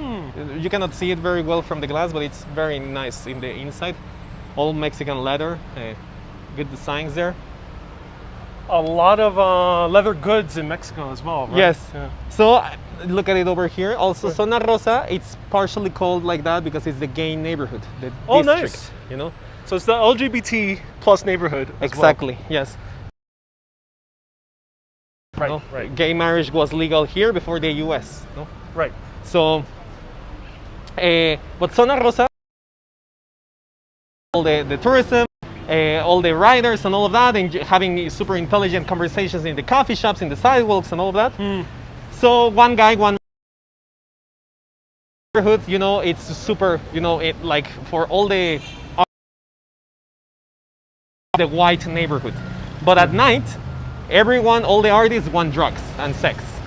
So it's like a red light district. Oh, fascinating. Okay. So if you mix the white that is during the day Yeah. and the red that is during the night, you get, Why? Zona Yes. Rosa. Oh, fascinating. yeah, so that is the Zona Rosa. Oh, that is fascinating. So now we are walking again to Reforma Avenue, and we're going to cross Reforma to go to the other side to our next stops. Wonderful. So we're gonna have a 10-minute Q&A at the end of the broadcast because I know some of you have probably asked questions. I'll try to answer as many questions as I can right now as we're walking between stops. So feel free to ask something that you asked before again now. Okay, let's cross. Okay, with like a leather handbag, sure. Mikel, is it called the pink zone? It is indeed. Rosa means pink. Or the Explorer type of episode. Yeah. Rosa, pink. Most of the viewers that you have. So where you're watching from, actually. I have a lot of people watching from Ireland, UK, a lot of US, and a lot of South Americans. Yeah, yesterday I saw that somebody was watching your live stream like in the street, no? Like, and they encountered you, no? Yeah, it's a Venezuelan immigrant to Mexico. No way. Yeah, he saw me while I was live, and then I got spotted by a chilango in one of the markets. Nice. Every time I say chilango, I feel like I'm saying a very bad word because it sounds similar to chingon. Yeah. But chingon is good. Chingon is good? good. Okay, Yeah. okay. Chingada, it's bad. Chingada, that's the bad one. Okay. Yeah. They're very Or close. chingadera. They're very close. Remember that this is a whole verb. There's a whole dictionary of. That's funny. Si ya me llegó la... Saludos de Chile says, Santiago. where's Perry says, and Canadian as well, right? Oh wow. So Filipinos might be familiar with some of the dishes that we feature here, like barbacoa. Yeah. Rafa is watching from Brazil. Dana from Belgium, welcome. So here we can see over there the Mexican Wall Street. Yeah, That's the La Bolsa. La Bolsa, exactly. And here, this is the section that I call the Gringo Corner. So we have California Pizza Kitchen, Olive Garden, the Capitol Grill, Häagen-Dazs, Starbucks. Oh no. Oh no, everyone. A lot of people were asking me, is there an Olive Garden? Ah, well, yeah. There is an Olive And Garden. as you can see, it's considered fancy. Oh, it is. There's better Italian food here. Oh yeah, much better. Let's Because cross. in Roma, I saw some amazing pizzas. Yeah. No, you have to try it. So far, my favorite that I have tried lately, it's called a Nosferatu. Nosferatu, okay. Nosferatu pizza. That's even New Yorkers. They're like, why the hell the pizza is so good here? Well, one of the reasons is the tomato. Yeah. Yeah, because tomatoes are authentic Mexican, Yeah. indigenous to Mexico. So right now we are crossing the street of Reforma. Do you know? Have you seen this roundabout? Yeah, well, I passed it yesterday. So this is the only roundabout that doesn't have a statue or a monument over there. I don't know if you noticed that. Yeah, what does it have? A palm tree? It's a palm tree. So close to 100 years ago, I don't know if you have noticed when you were walking Reforma, Reforma tells the story of Mexico. Yes. Independence, revolution, colony with Cristobal Colon, the last Aztec emperors. What happened here? Oh, what happened here? The government said around the early 1900s, well, we still don't know what we're going to put there, but let's put a palm tree in the meantime. As you can see, 100 years after, still the palm tree is there. They don't know what to put there. And they were already, well, that palm tree is so big, everybody already knows that that's the palm tree roundabout. So we can put anything there. I'm sure there's a few events that they can insert there. There's the Cristero War. Is it featured on the form? No, I think it's not that important in the Right. general. But yeah, that's the big palm tree. Okay, so April asked, can you get elotes during the day? Not that common, but yes, you can get them. Usually in the night. Most of the best New York City pizzerias are Correct. manned by Mexican cooks. They are indeed Mexican or Central American. Yeah. Yeah, they are indeed. I So mean, do you do? Oh, sorry. Let's answer a few questions Yeah. very rapidly. So do you do frijolea y batidas? Well, I know what batidas are. Batidas. So batidos or Batidos. smoothies. Like shakes. Like smoothies. Yeah, we do them. Especially because one of the good things of Mexico is that we always have fresh fruit Yeah. in season. It depends a little bit on the season, but yeah, we do those. Very cool. Hey, Laureen, aloha, welcome. Babu says, oh no, the best pizza. Yeah, I heard good things from Mexico, which I'm going to experience myself. Is it safer to travel here with a guide? So in terms of safety, let's enter very briefly. Yeah. How do you feel as a Chilango walking around Mexico? Well, the main neighborhoods, which are these ones, Reforma, Roma, Cuauhtémoc, all of those are fine. No, I walk here in the middle of the night, not minding, not being super, afraid. Right. No? But if I go to other neighborhoods like Tepito and things like that, I try to not, wear jewelry. That's going to be the next tour we do. No. Yeah, I'm I joking. can take you there. I have friends there. You do? My high school was there. It's a great neighborhood. And as a tourist, that might look very different from your normal Mexican. Yeah. What do you say in terms of Well, safety? it's safe. Just be mindful again. For example, what do I mean? When you're taking a seat in the sidewalk, when Yes. you're sitting Don't having a have coffee, your no, wallet. don't put your phone in the table. Okay. Never put your phone in the table, because that's super easy. That somebody does this, you turn for 2 seconds, boom, gone. Oh, fascinating. Okay. And that's normal in Europe as well. It's Yeah. something you encounter in any city. Something that they started to do lately. It was with a jeringa. ¿Cómo se dice jeringa? Jeringa. Ajá. No sé. For the injections. For the injection vaccines. Yeah, no, but just with a straw or something. Oh. They throw some water at you, so you're like, hey, so you completely turn somewhere, and then poop, phone gone. Fascinating. So usually it's not aggressive. Usually you don't even notice. So Karinga is syringe. Thank you so much. Syringe. Syringe, yes, exactly. Gigi, I appreciate that. Someone earlier asked, in terms of water, we talked about that in the coffee place, but in the street vendors, are you comfortable with the cilantro and the... Pretty much everyone uses purified water because everyone is used to that. Okay. So we don't drink tap water, so we also don't use it for cooking. So yes, take a quick look to this hotel and the inside over here. Wow, very nice. Especially that pool. Look at that pool. Wow, that's so cool. Oh, this is the... I saw... Yeah, this is a cool hotel. Especially the pool is beautiful. Very it's a small boutique hotel. The restaurant is really good. And right now they have a gallery over here. This used to be a store, a designer store, but now it's a gallery. What neighborhood are we on? This is Cuauhtémoc. When we cross Reforma neighborhood, we cross to Cuauhtémoc neighborhood. Named after the last Aztec Tlautali. Ooh, that's so hard to say. Tlatoani. Tlatoani. Yes, Tlatoani. that's hard, yes.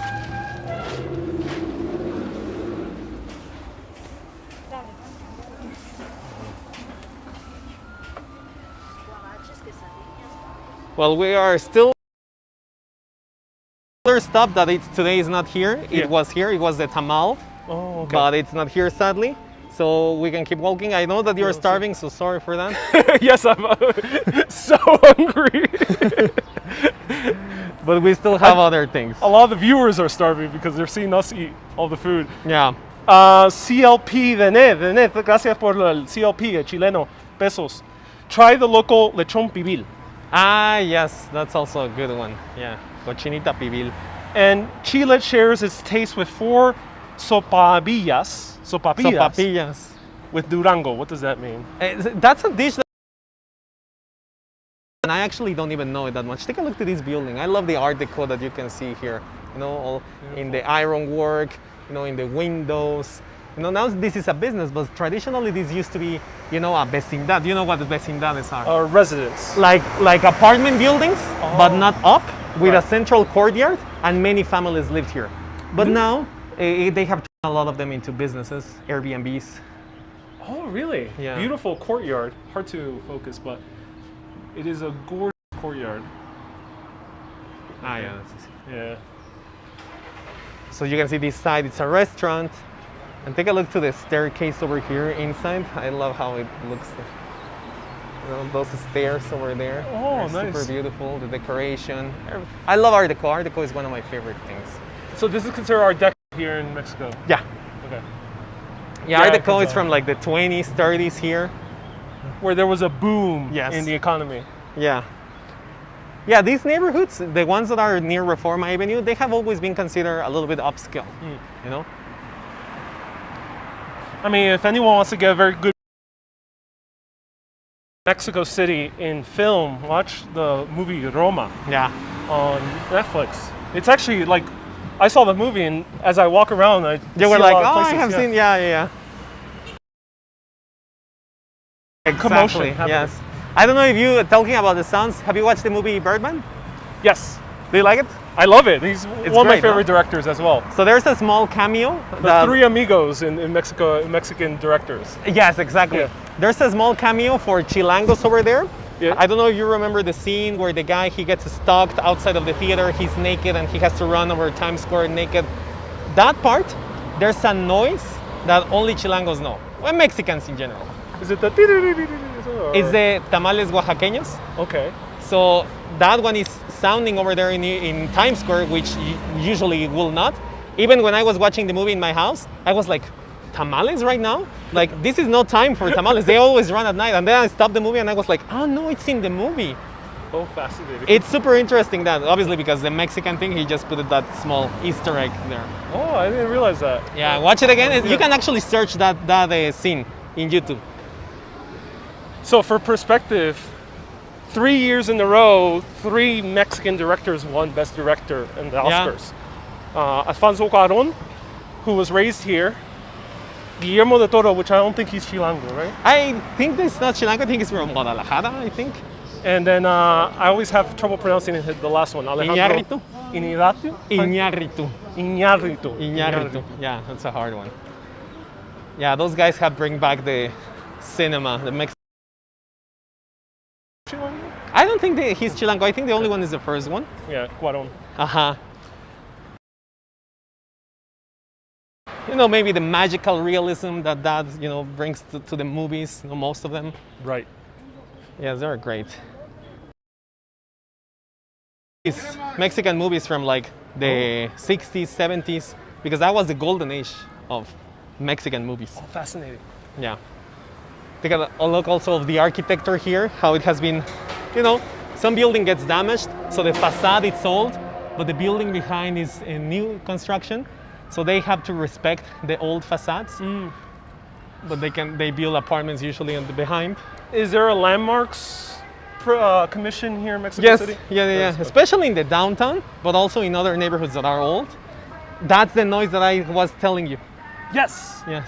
And it's the same type of chant, right? So It's yes. lyric. Uh-huh. Yeah. That's that one or the tamales. I don't. We have so many noises. And what is she saying?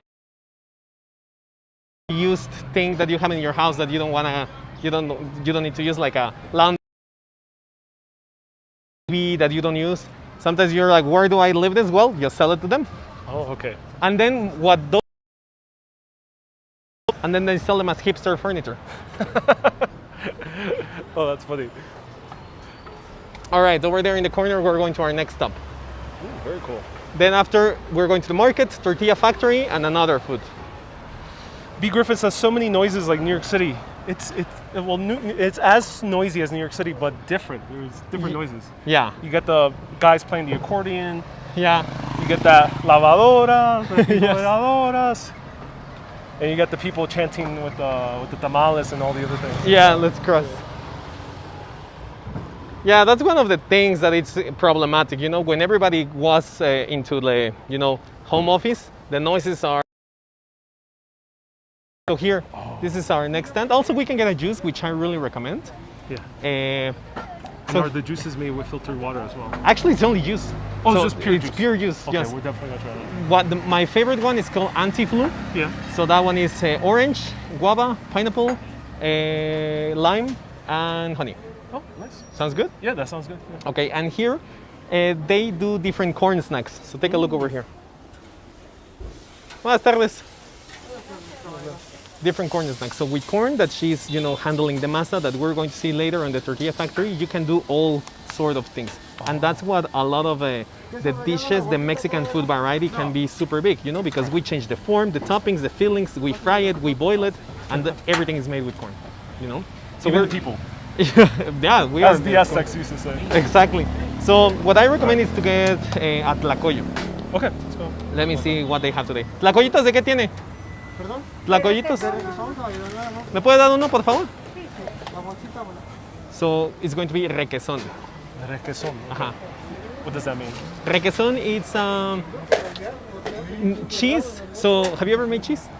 I've never made cheese. No. Okay, so you get the milk, Okay. and you add then something that is called cuajada. So that extracts all the fat of the milk. Oh, fascinating. And then the leftovers, you add more cuajada. So it's like a cheese that it's not creamy. It's more like cottage cheese, Yeah. that it's non-fatty. Is she wrapping it right now? Yeah, Yes, she is. she makes it look super easy, just like that. Let me order the juices. Hola. Provecho. ¿Te pueden cargar dos antigripales? Gabby says carrot juice is her favorite. Oh yeah. Would you Carrot find carrot juice. juice? Zanahoria here? You want carrot juice instead? No, no, no. Ah, yeah. Someone just said that it's their favorite. Gabby. Carrot is good. My favorite for the flu is that one, the antigripal. Right, right. Oh, no, So she makes it look super easy to use the tortilla hand press. It's not, but it's just that you put the dough there, you crush it, flip it, crush it. That's for a tortilla. Yogi Bear says, yeah, más comida? Yes. Mucha comida. Hoy. Yeah. How do you say feast in Mexican Spanish? Feast? Festín. Festín. Ajá. Festín. Festín celestial. Es un festín celestial. Yeah, that's a song from the Ice Age. Oh, that's. And the meat right there is pork, right? This one is pork, yes. This one actually it's pork chicharrón. Ajá. Which basically one type of chicharrón, because we do many different types of chicharrón. ¿Manda? No, así está bien. Vamos a hacerlo light. Y con unos nopalitos nada más, ¿no? Y si me lo puede partir a la mitad, se lo agradecería mucho. Oh, wonderful. So we can split it. Right. And for people who might not know Spanish, how is it navigating with the street vendors? It depends on well, for the street vendors, very few. Like maybe, 5% of them will speak English, no? Right. For the ones that they will do, it's because they used to live in the US, no? They used to be immigrants. All you gotta do is mostly just point to what you want. Yeah. Generally, you'll get it. And what you should do always, what I recommend, is that point to what other people is eating, Right. So whatever you see that is the most popular thing, just uno of that, no? That's it. And that's how you can guarantee that the meat is always being made Yes, over and over. because something that I always say, when you go even to a restaurant, waiters are not your friends. They are sellers, Right. So they are like, if you ask them, what do you recommend? They're always going to recommend you the most expensive thing or the thing that they have more leftovers of. No? Because in the kitchen, they always have a meeting in the mornings, no? In the Oh, kitchen, they are like, sell Right. this, we want to sell this, no? Because it's already going bad, sell this, no? Right. So they are not your friends. That's why yesterday I went to Porfirio's Uh-huh. and the guy immediately suggested me a cordero without really asking. Yeah, what do you like to eat? No, no. Oh my God. So he was pushing probably the last remains of the cordero. Or the most expensive, which sounds that it will be the most expensive. I think it was, yeah. So it's the one that they know that it's more profit. Okay. Sell this, because we can sell it expensive. Fascinating. So over here is the juice being made. Yes, you can see every place those huge bottles, Right. which is the purified water. Okay. They use purified water always. So yeah, if you want to be on the safe side, just look out for those huge bottles. If you see them, be confident that it's purified water. Or you can just order straight juice, which is just orange Yeah, juice. so these places always sell three stuff. Right. Aguas, which is with water, jugos, that is with juice, and licuados, that are with milk. Or licuado de plátano, Okay. or jugo de antigripal. So each one, water-based, milk-based, juice-based. What's the milk-based one again? Licuado. Licuado. So that's what we would call in Puerto Rico batida, or if you're in South America, batido. So, Because I know I have South Americans to me, and they're also a little bit confused sometimes with Mexican Spanish. Yes. And in general, in all Latin America, it's a pain because one thing means something else over here, but it means something nasty over here and something fun over here. It's always like that. Okay, so since we're in the juice stand, do not say, I'm going to say low, do not say, quiero coger una Ya no. jugo de China, por favor. Do not say that. Why is that a thing?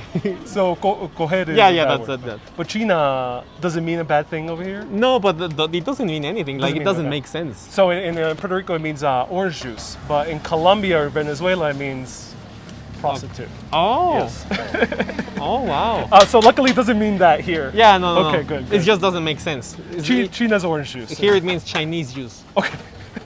So it's like, So what? they'll be like very confused. Yeah. Well, F the Chinese juice? Yeah. Agua de plátano. Do they have that? Yeah, it's not very common, but they have it. Okay. Because banana water looks gray, so Yeah. it's not that good. But in the north of the country, they add colorant, so it always looks pink. Ay, cabrón, ¿y este grandote? Este no? Ah, ya. Perfecto. So this is. So we can have a super big one Yeah. if you want to, super size. Yeah. So try it. I want to see your face try when it, you yeah. try it. All You right. want me to point Yes, it? that'd be great. And then, Yeah, it looks good there. there we go. All right. Con nopalito nada más. Sí. ¿Y si me lo puede partir a la mitad, por favor? Oh man, very sweet. Nice. It's sweetened with honey. Yeah. Oh, that's good. And the juice tastes fresh, just straight from the fruit. Mm. Oh, that's very, very delicious. In Puerto Rico, we healthy. Yeah. How would you say that here? Well, this is actually not that healthy. Maybe the one that it's more, it's the green juice, Okay. which it doesn't taste that good, but it's healthy. Oh, cool. Good Yeah, to and know. we will say, yeah, muy sano, which will mean it's not good. Yeah, this is very healthy. Yeah.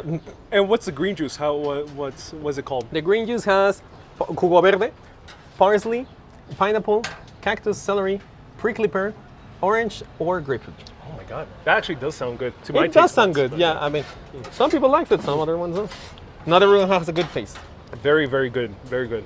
Excellent to combine with this. Yeah. Yeah. So I think I forgot to mention, these different corn snacks are called antojitos.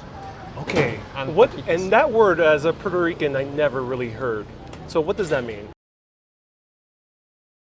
No? Okay. So something that you crave, no? Something that you're not hungry actually, that you just want to eat it because you're craving it. No? Antojitos, it's like street snacks. No? Basically, that's what it means. But it's many different things. In general, most of the things made of corn. 90% of them will be made of corn. Different presentations. So Rene says coger is used in Spain, but it's a very old word. Yeah. But everybody uses it still, I think, in like Spanish. The Spanish people that I use, they still coger. I quiero coger. And we are like, whoa, dude, Dude, buy calm me a down. coffee first.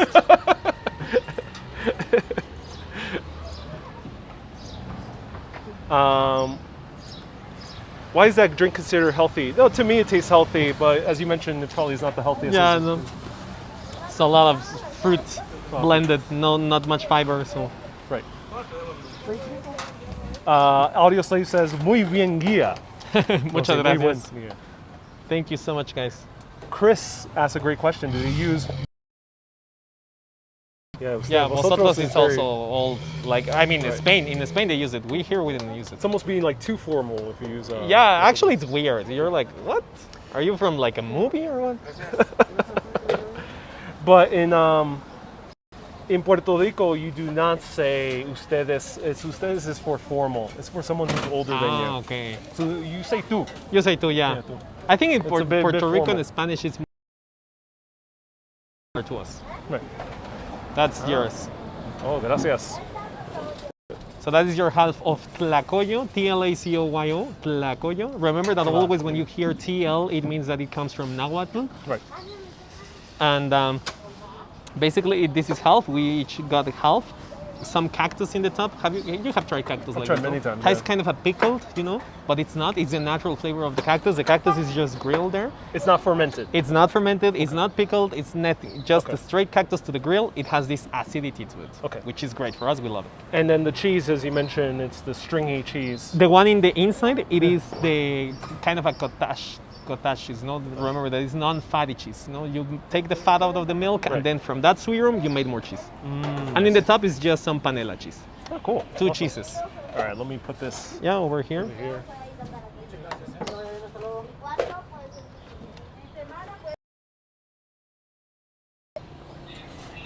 Yeah, it's a great thing. All right, so excited. All right. We can try it plain like this without salsa, which I recommend. This one in particular. All right, cool. So this is almost, it is vegetarian. Yeah. And if you change the filling, it could be vegan. Oh, cool. That's good to know. So can you order it vegan? Yeah. You just say no. You say no cheese with beans on the inside. That's it. Oh, cool. That's good. But it probably might be contaminated with some pig fat, right? Yeah, in the grill, yes. Yeah, so semi-vegan, you can get it.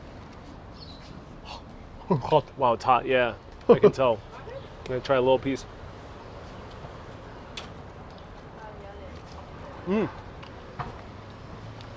That's very cheesy.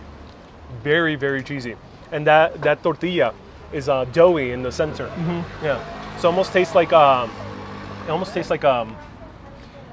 to describe. It's hard to describe. I can't think of an American analogy. I always try to compare it with like ricotta cheese or cottage cheese, Right. the filling. But yeah, in general, it's just corn that what it tastes the most. Right. Cottage cheese, I think, is the best comparison. Yeah, cottage cheese. And the nopal itself is very nice and tender. I like these nopales because I've tried nopales in New York, but they have kind of like a bitter taste to them. Oh, really? Yeah, at least the ones I've tried. This one has it's a little bit more of a pleasant taste. I like it. Here, for example, April says, is pickled nopales pickled with something? No. No, They are actually just nopales, not pickled with anything, but that's the natural flavor. Right. Like okra. like okra. Like a slimy texture, a little bit, but also acid. There we go. So it's Mexican okra right here.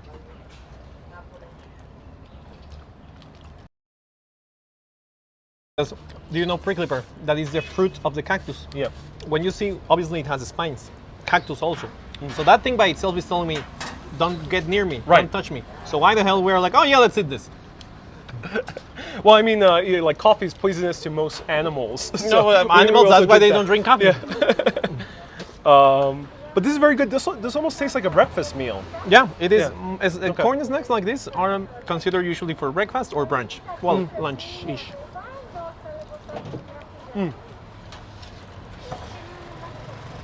Very dense. Very dense. This will fill you up very quickly. Yeah. So if you want to get filled up, get a Tlacoyo here in the middle of Mexico City. We still have one more stop and drinks. Awesome. All right, everyone. You guys want to learn how to make tortillas? Well, we're gonna see. And Especially to open your own factory.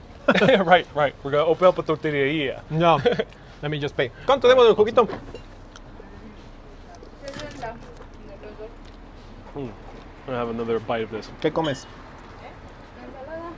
Ah, está bien, está bien.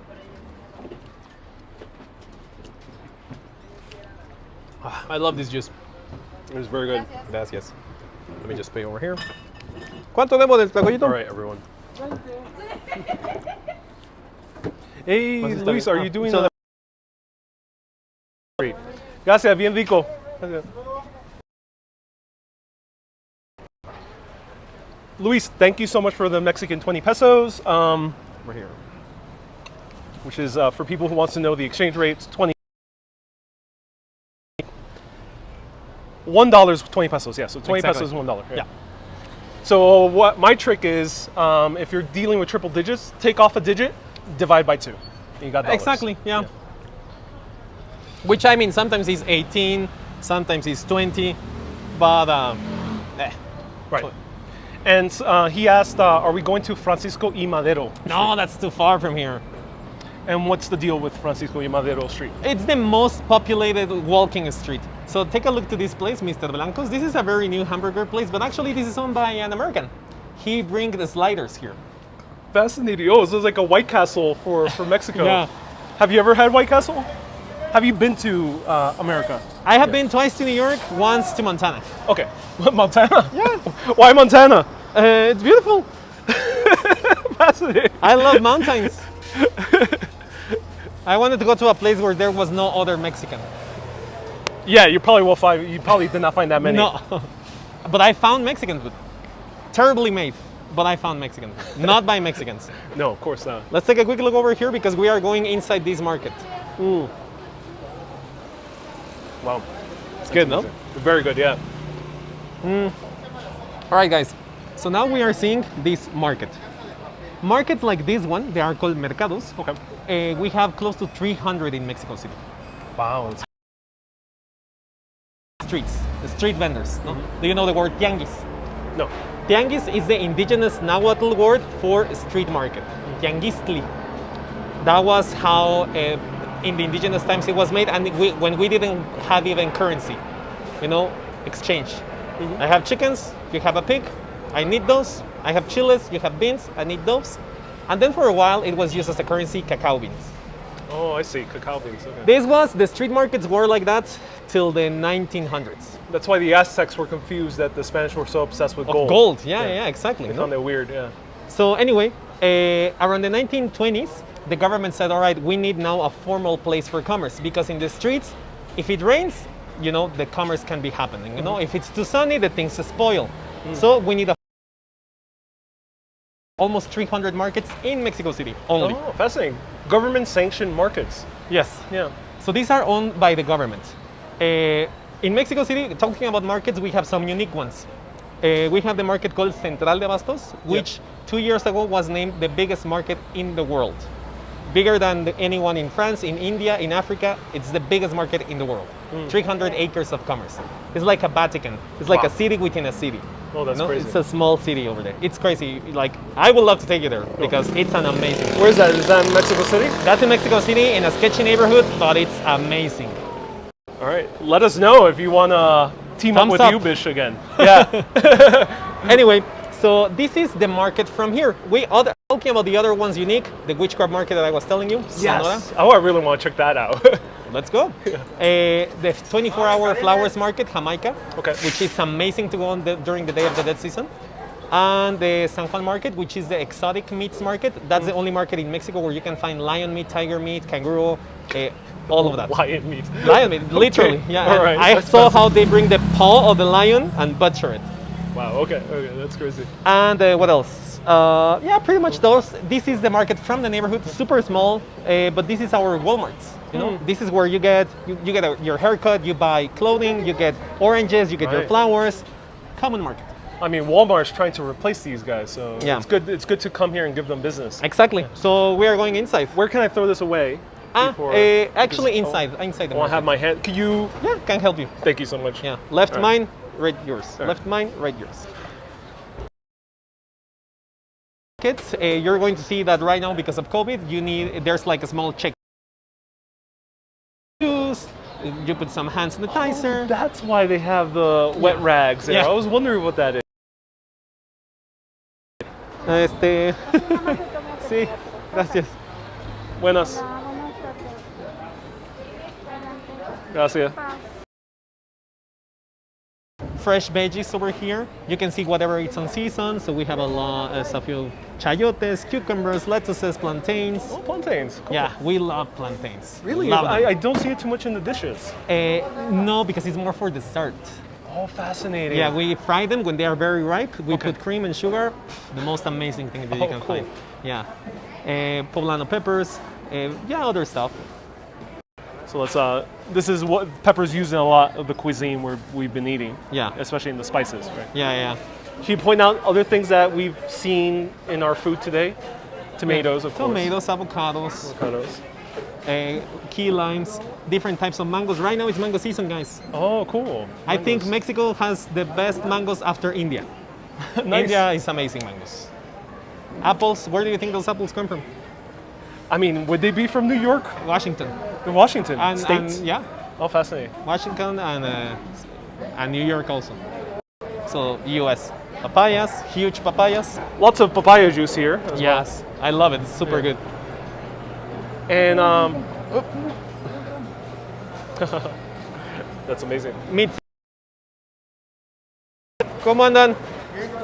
Salió bien buena la birria, ¿eh? Sí. Take a look to this beautiful thing. I think this thing should be hanged in the MoMA.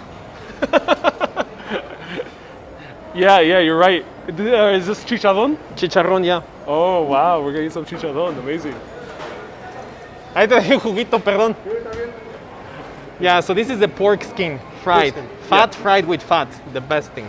And it's huge as And well. it's huge. Yeah, as you can see, you can I grab mean- this piece. You can see almost the shape of the pork. Yeah. That's amazing. All right, so here it is. This is gonna be super greasy as well. This is common also in Puerto Rico. You say tasty, tasty. Tasty. It's not greasy, it's tasty. How do you say tasty in Spanish? Sabroso. Sabroso. So rico, what does rico Also. mean? Oh, okay. Yeah, but people usually use it more for like money. Money. Oh, bien rico. Uh-huh. Okay. Sabroso. All right, let's try it out. Come on.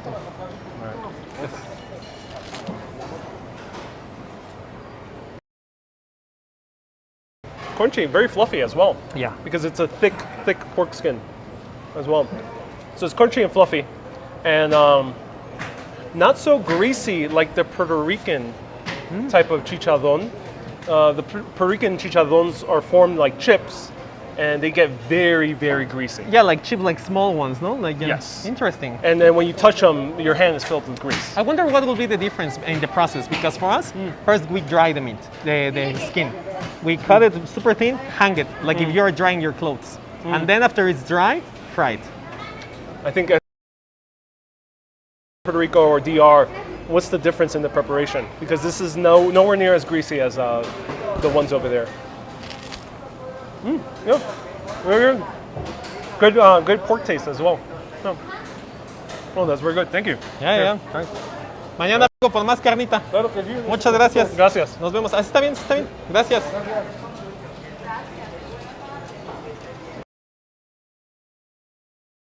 So this is every market. Every market has a section of fast food. So this will be this one. Look at that bacon. That looks super good. Oh, that looks really good. Yeah. And it has pretty much the things that we had tried. You know, some juices, Yeah. some corn snacks, some carnitas, some seafood. Sadly, we didn't try seafood. That's great.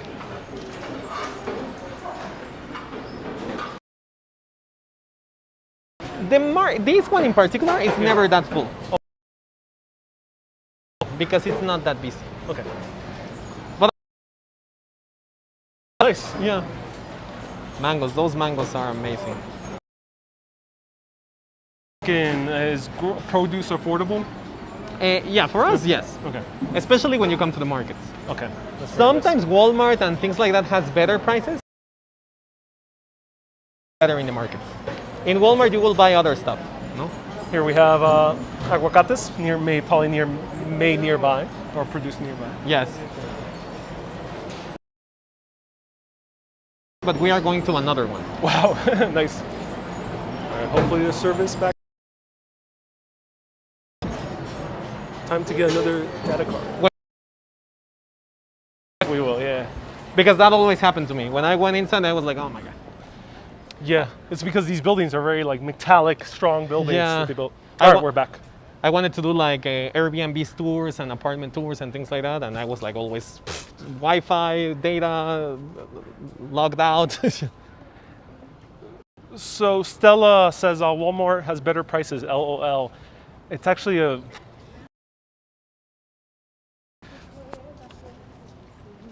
put the prices so low Yeah. that they destroy the businesses and then they conquer the market. So it's almost like a scorched earth policy, but in the terms of capitalism. It's cool. So unfortunately, that's what Walmart does, and it's done that all around the U.S., and that's why in the U.S. you really don't find local farmers markets outside of the major cities, which is a big shame. Yeah. That's something that I loved about Peru. Yeah. They didn't let Walmart in. Oh, they didn't. Oh, No. wow. And No. Here we see the newer condominiums. Yeah. And I think this is like a small designer's brand because it's all of the buildings had that pigeons. I don't know if you noticed, but over there was another one. Similar style, always the same colors, design, those pigeons. Yes, it's the mark of an architectural firm. Yeah. So now we're going to see how tortillas are made. ¿A dónde? ¿A dónde? Oh, they do curbside service. Yeah. Nice. Servicio al carro también hay. Sí, yo dije, ya se va, me ve. Me ve llegar y ya se va. Take a look. This Buenas. is buenas, Wow, buenas. qué bonito. This tortilla factory has been open since more than 60 years. She's the second generation. It's a family-owned business. Wow, that's quite a lot. Small hole in the wall almost, you know? Yeah. And a lot of tortillerias look like this, right? Yes, Yeah. yes, because usually, well, remember we saw the corn snacks stop how Yeah. the lady was doing the tortilla hand pressing? Well, imagine that to have a factory of tortillas because the old school tortillerias were like that. Yeah. A bunch of ladies next to a grill doing handmade tortillas like that until this thing appeared. Around the 1940s, 50s and 60s, this thing, a Mexican guy named Celorio started to build the first prototype of this, which is an industrial machine that only makes tortillas and makes 2 kilos of tortillas per minute. Wow, that's a lot. Most of the tortilla factories, they still use the old model. Yeah. Because the newer ones are expensiver and they don't know how to repair them by themselves. They have to send a mechanic and it's expensiver. These ones, they know how to fix it. They are like, you just put another screw over there and that's it. You know? Oh, fascinating. These ones last longer. So how old would that machine be? Oh, let's ask. ¿Y esta maquinita cuánto tiempo tiene? Tiene como 5 años. Ah, esta es nueva. Sí, es más nueva esta que aquella. Aquella. This one has 5 years. But this is still an old one. But this one, they just got it. They used to have the other one that sadly they didn't know how to repair it because I think there was a guy here that worked here that he lived and that was the guy who knew how to repair that one. Oh, I see. And then so they needed to get another one, but this is also an old one, as you can see, because the new ones, they are, size of the building and you put the dry corn and then you get the corn tortilla. Oh, fascinating. These ones are the old models. So let's try some tortillas. You want to try a tortilla, fresh made tortilla? What's the minimum order one can get a tortilla? You can get anything that you want. No, you can get, like if you come and order, I just want 5 tortillas, they will charge you 1 peso. Nice. So, but if you own a restaurant, you can tell them, hey, tomorrow I need 10 kilos of tortilla, and you have to come to get it tomorrow. No, because 10 kilos it's a lot. But you can get one. Usually the people get half kilo, 1 kilo, which will be around 20, 30, 40 tortillas. So this is sold to like streetcars, restaurants. Everyone. And you don't have to have Families. a license or anything. That's why, for example, in the huge market that I was telling you, Yeah. you don't have to have a license. If you have money, you can go there. Oh, that's Everyone. good. That's good in case, I don't know, you're doing a... ¿Probaban las tortillitas? Everyone, we have one more stop left, so stay tuned. So we got about 15 minutes left. A ver. Take a look. Wow, beautiful. All right. Zoom in on do a very good close up on that. So tortilla has been around since the pre-Spaniard times, dating back maybe even to the Teotihuacanos or even before. It is the crop of the nation and the second most used crop in the entire world is corn.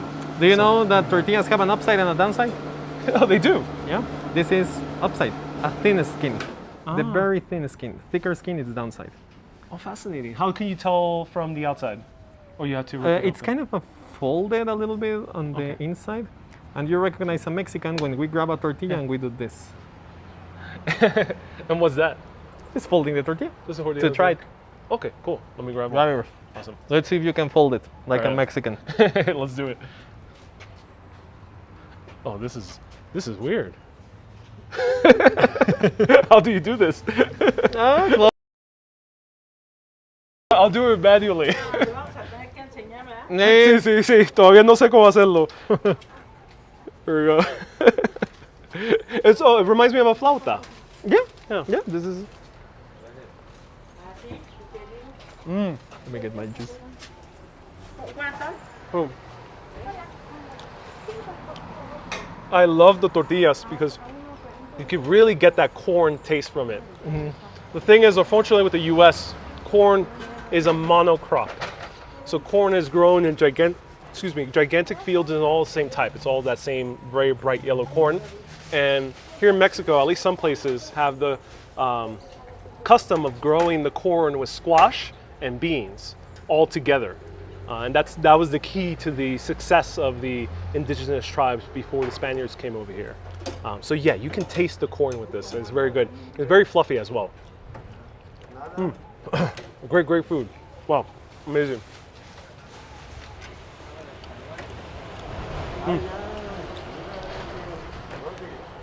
Yes, you know, when you feel it, there's a texture, no? There's like elasticity, you know? That's a good tortilla. How do you make tortillas? You need 3 ingredients: water, corn, limestone. What is limestone? For Limestone people is who a don't know. mineral. Okay. No, it's. I think you call it like that in English. No? Yeah, Limestone. we do. Yeah. So it's used. I don't know if you have noticed, but sometimes the trees are painted with white. Yes.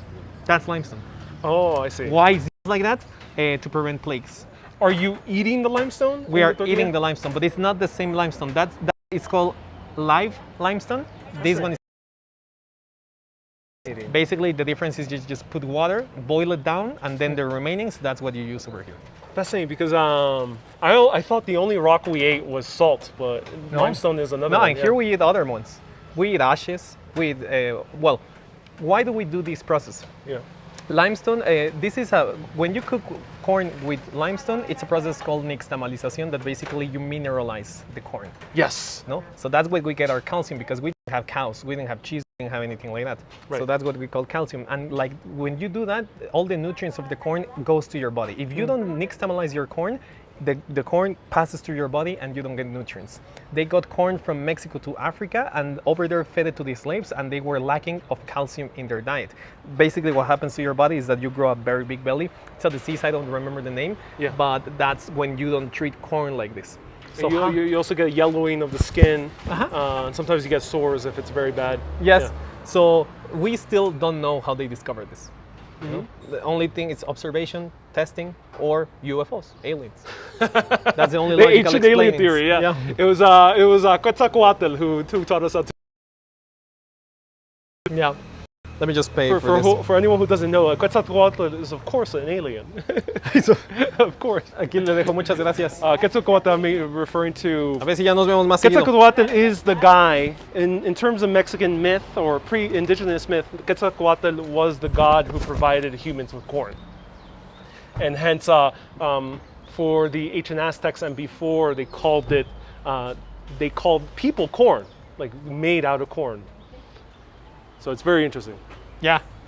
For the Aztecs, Quetzalcoatl. For the Mayans, Huitzilopochtli.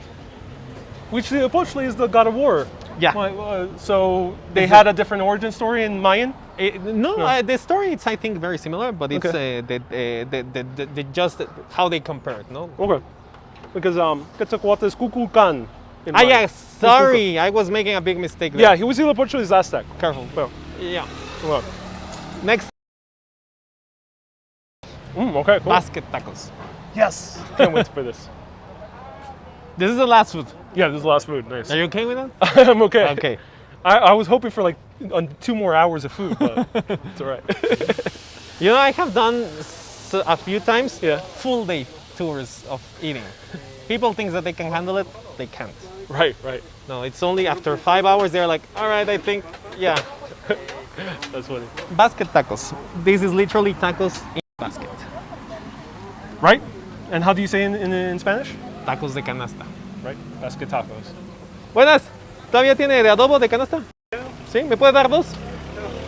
So, what are basket tacos? Basket tacos, there's a documentary in Netflix called The Taco Chronicles, guys. You should watch it. The basket tacos documentary actually won a prize of the James Beard Award.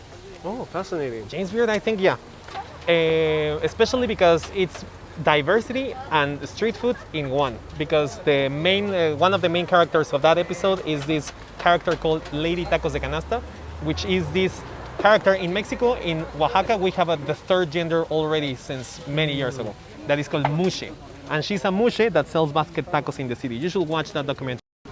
And also you can see me in that documentary. Oh, you appear in it? Yeah. Speaking? Yeah. Oh, that's very In the cool. #1 episode. Okay. Yeah, let me show you. Look at that. So basically, it's just tacos with the filling already, all put together in a basket. As you can see, they are not going to heat them up. It just comes straight to the basket, to the plate, to your mouth.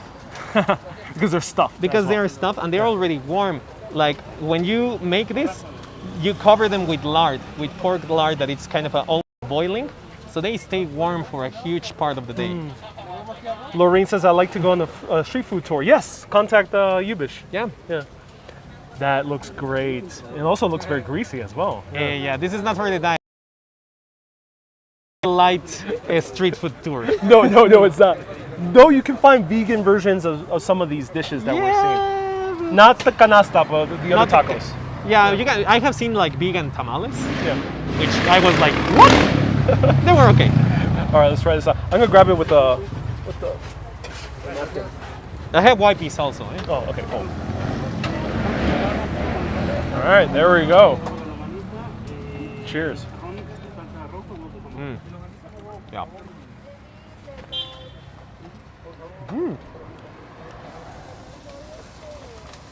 Has an interesting taste to it. Has a little bit of a toasted taste to it. Yeah. It has a little bit of funk. What's that funk? It's a good funk, but it's a bit it has a funk. I don't know. It might be. Is it mixed with potatoes? Usually, no. Usually the adobo has. Well, this one looks that it's mixed with some potatoes. So I think it might be the potatoes that is leading to. Sí, papa y pollo. Tiene papa y pollo, sí. So it's potato and chicken. That's why you get that very unique taste to it. Yeah, you definitely can taste the roasted potatoes. Yeah. Yeah, it's fascinating. It tastes really good. The actual tortilla as well is very soft, almost crumbly once you bite into it. It just kind of melts into your mouth as you get in. Dana says, leave some for us. Well, they have a huge basket there, Yeah. so we can easily How many order. think they can fit there? I think maybe 200. Actually, yeah. 200, okay. Yeah, I think that one is Oh, 200. I guess right. Nice.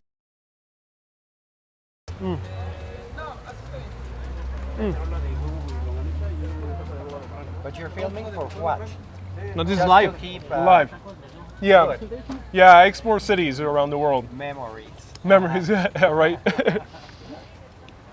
I like it. It's very good. That's the street food is also great for socializing It is. It's good for meeting people, right? because you're like, what is that? Oh, this is this. Oh, have you come here before? No. Oh well, I just moved here. That's how you start to create bonds. Right. That's why a lot of people You're like. sitting here? No. We're not. You can go for it. Right. That's why people say that's a very unique experience when coming to Mexico, is eating the street food. I don't. No, don't worry, you got it. Yeah, that's why people say it's a unique experience coming here. Right. And this is already getting full. You can put the napkin here. Thank you. Sure. There you go. You want a white pea? Yes, please. Ubish is prepared. Like I said, it's not my first food tour. Yesterday you had 30, so did you have like 10 of those? Yeah. Actually, yes, this is leftovers from yesterday. And what's the other option here that one would get? If, I like a lot beans, potato. You want to try another one? No. Oh, okay. I'm already getting too full.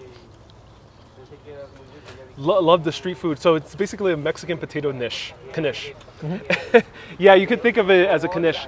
So a knish is, if you don't know, have you had a knish before? It's Indian? It's Jewish. Ah, no. And it's made with potatoes with some beef. And it's very soft and also very packed.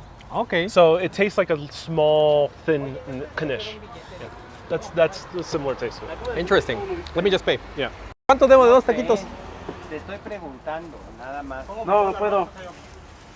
Amigo, te invito otros dos, amigo. No, es que ya estamos bien llenos. Los vamos a desperdiciar, pero están bien buenos. Muchas gracias. Qué bueno, está bien. ¿Cuánto debemos? 15 pesitos. Sí son famosos, ¿eh? Es que, ¿quiénes? ¿Los tacos? Ajá. Sí. Ah, ustedes pensabas que yo... Pues yo también. All right. Perfecto. Hello from Mexico. Hello, Entre Antonio. famosos nos Beans are llevamos beautiful, bien. says me. Time for coffee, says Chris. We're actually gonna have alcoholic Netflix. drink. Nada. Veme en Netflix. Wendy says, great way to En las experience this. crónicas I'm del so taco, vamos a glad. ver. How much for that? Así está bien. And I'll Así está ask bien. you, Bish. Muchas Ariel might be eating some ants here. So, What? a few people, yesterday I ate wait. Now beer, right? beer, yeah, micheladas, Right. for our let's final go. stop. Over, let me just make sure that. Sure. Yeah, over here. So 15 pesos, which is about 75 cents. Yeah, it's about 75 cents for those 2 tacos a la canasta. The tortillas were only about peso each, so about 10 cents or about 5 cents each. And the burritos were 50 pesos, Yeah. so 250. Throughout this journey, we're spending less than $20 US. lot Yeah, less. maybe, yeah. How Yeah, and- much were the smoothies or the juices? The juices were like 20. Pesos. Wow, so the juices were $1. Yep. That is crazy. Two of them or each? So yes, everyone, we're spending around $20 US today. We'll see how much the beer / micheladas cost. So yeah, the equivalent of buying one Chipotle burrito. Chipotle is the chain in We got America. you a food tour over here. You could get a full food tour. Yeah. Yeah, that's true. And for the everyday Mexican, is the street food affordable? For us, yeah, Yeah. it has to be. It has to be, okay. Yeah. Otherwise, no, because you know, to a street that it's also crowded with the street food. That if you are still hungry, we could have another amazing snack over there. Nice. That you're going to see that all the different I don't know how to say it in English, but the stratus of the society joins. So you are going to see the white collars, the blue collars, the lawyers, the construction workers, everyone eating in the same spot. So white collar Mexicans, chilangos are eating at these street Yeah. food vendors as well. Nice. And not because they can afford it, it's because it's good. Like for us, tacos, it's a street stand. We don't go to get tacos at Puyol. We don't go. When we saw that, we were like, what? I didn't came here to get tacos. I can get that in my house. Tacos at Pujol. Yeah, so Ubish, you're referencing one of the most famous restaurants in the world Yeah. that does sell tacos. Yeah. And they give you 3 taquitos. Yeah. With a little bit of ant mole. Yeah. So a lot of people yesterday ate chapulines with guacamole, which is crickets with guacamole or grasshoppers. Yeah. A lot of people are asking about ants. Street food, will you find ants? Well, the thing is that we or do, mole made with ants? we Yeah. do have here to the right. Yeah. We do have lots of insects that we eat. Yeah. This comes from pre-Columbian times, indigenous times. But sadly, it's not that easy to get anymore. That's why it's considered a gourmet food, because it's expensive to get those. Oh, it's funny you say sadly, because it'll be a relief to many other people. No, I mean, they taste great. I love them. love I love them. tacos. It's a huge protein source, and it's the food from the future, sustainable. That's why it's sadly that it's not that affordable anymore. But yeah, so it's considered a delicacy now. Oh, fascinating. It's like, how, let's wait. Yeah. How before, a refined sugar, refined flour was considered, better than, a whole grinded because it was dirty, because you don't know who made it. This is industrialized, this is better. No, now it's opposite. No, now industrialized food is for the people who can't have money, the cheapest thing. Now the hipster food is like, this is from this corn grinder that's only one guy that he grinds corn. So it's like, you don't even know who's that guy. No, that now is expensive food. Oh, fascinating. And George Lopez says mosquito egg omelets. Mosquito egg omelets, yeah. What's the name in Spanish? The mosquito eggs are called escamoles. Escamole. And that you find ever so often here. Like It's only on season, only in season. during the rains, which is now. So yes. Omelet. Fascinating. Okay. Ants egg. Oh, ant egg. Okay. Uh-huh. Mosquito eggs are also common, but they are super expensive. Fascinating. And you know what they taste like? They taste like dry shrimp. What? Yeah. I cannot imagine eating a mosquito. Yeah. To Mexican indigenous culture. That's so awesome that that tradition still survives. Yeah. The chile survived the survive the colonization. That's what I'm shocked coming to Mexico, because coming from Puerto Rico, we're proud of our Taino culture, but it doesn't seem like it survived as much as I see here in Mexico. Yeah. It seems like it's very strong, that you still find the words, the food. Yeah. That's the street food aisle. So my history teacher used to say the only difference between the colonization in Mexico and the colonization in the US was sex. Yes, yes, lots of mestizos. Yes. Yes. This is the street food aisle. You can go so they can see the front of Sure, it. sure. Wow.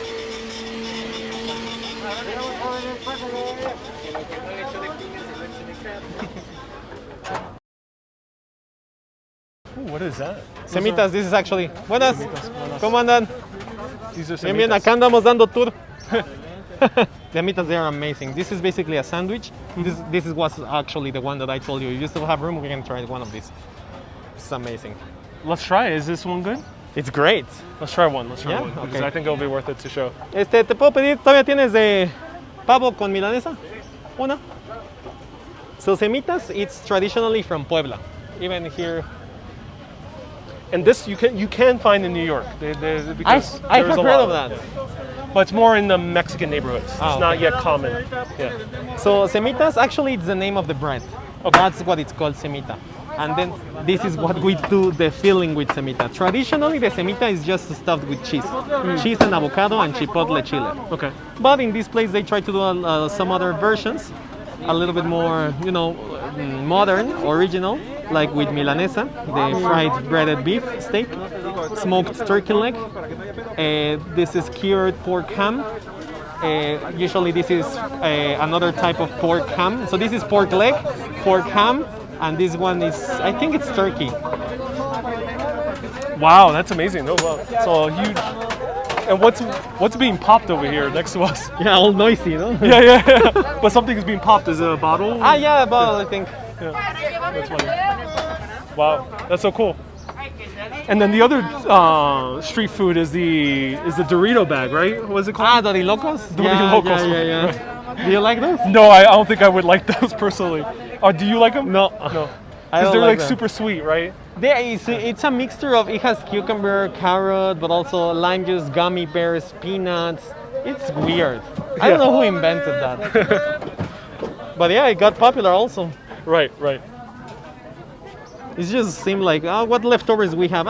Throw everything into the Dorito bag. Ronan says Filipinos spoke Spanish for 400 years. Yeah, that's why there's a lot of Spanish words. You probably have, you know of adobo, you have other words that are similar. Lorene says, all this food is making me hungry. I haven't had breakfast yet. Because Lorene is tuning in from Hawaii. Oh. And Pepto-Bismol is a good sign. Yeah, that's a good pairing for all of right. these cheese. I hope Ariel has some Pepto-Bismol for later. Is there any, speaking of a good balance, is there any fermented drinks with probiotics? Lots. What would you recommend here, walking around? Well, the problem is that it's not that easy to find. Okay. Mexico used to have lots of fermented drinks pre-Columbian times. Okay. Made from fruits, from corn, from chocolate, from agave, many different ones. One of the most common, pulque, no? Pulque, yeah. Sadly, when the beer industry appeared, they wanted to kill all the competence. And pretty much they did. They did, yeah. Sí, con todo, con todo. ¿Me la puedes partir en 4? 3 partes de las 4 me las voy a llevar, nada más me voy a comer una aquí. Gracias. Yeah. We're not getting too much, yeah. How much is this going to cost? Like 50. This actually will be the most big, but look at that, that's a whole meal. That is a whole meal, oh my god. Okay, so yeah, we're just having a 4 and Ubish is going to take the rest to go. Yeah. Because it's a lot of food. So yes, sadly you can find many more fermented drinks. Tepache, bate, pozol. But we have many. Oh, that's nice. That's good to hear. And those ones, you will not even find a brand. It's just, I made tepache today. Oh, I made pulque today. No, there's no brands. There's no industry. Because it has to be fresh. You can't have pulque bottled up. You can, but it doesn't taste the same. Okay. Actually, you can find bottled pulque I don't know where. There's a pulqueria I have heard even in New York. It's funny when I hear the word pulqueria, it sounds very similar to a Puerto Rican word. It means something very different. Porqueria? Porqueria. Yeah, we also have that one. Okay. Porqueria. I need that sandwich. Yeah, this sandwich is great. I want, and I need that sandwich. That's Baby Lisa. Ludo says that's a big sandwich. All right, this is your Awesome. order. Thank you so much, man. Todavía Cemitas, pase de que se lo preparamos, ¿qué le servimos? ¿Qué les damos allá? All right, everyone. Ubish was so kind to cover this meal, so consider leaving him a tip. PayPal.me/Ubish. UBISH. Thank you, guys. Ubish. If you will anyone get can my write it down, tacos. yeah, if anyone can write it down, please let me know ¿Cuánto tenemos? so I can highlight it. ¿Cuánto? 51. So, look at that. It looks like a very Palo, por favor. nice avocado, very green avocado. We have some stringy cheese, Ah, ya. which might be Oaxaca. And we have Gracias. some bread, some roll, similar to like a New York roll. It seems just slightly more toasted than a New York roll. De 200. Cynthia left the Ubish PayPal. Yes, thank you so much, Cynthia. Looks tiny in your 5'3" hand. Thank you so much, Kay. I'm gonna. So I've joked around a lot about being very short, and I met Vicente, who's a Chilango here in Mexico City, and the first thing he told me is like, "Oh, I thought you were short." Gracias. So some people are actually believing that. What? I have a running joke where I say I'm 5'2". Okay. How much is that in meter? Oh, I don't know how much is in meters. A lot less than 180, maybe 120. Well, yeah, I thought that you were huge before meeting you in person. Oh, okay. Because I usually joke around that. Most Mexican abuelitas. Yeah. How was that? I haven't tried it yet, but let's go to a place All right. where there's a little bit more space.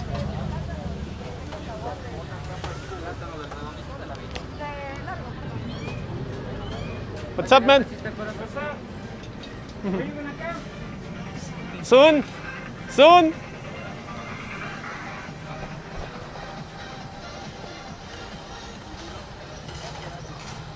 All right, let's stay away from the music.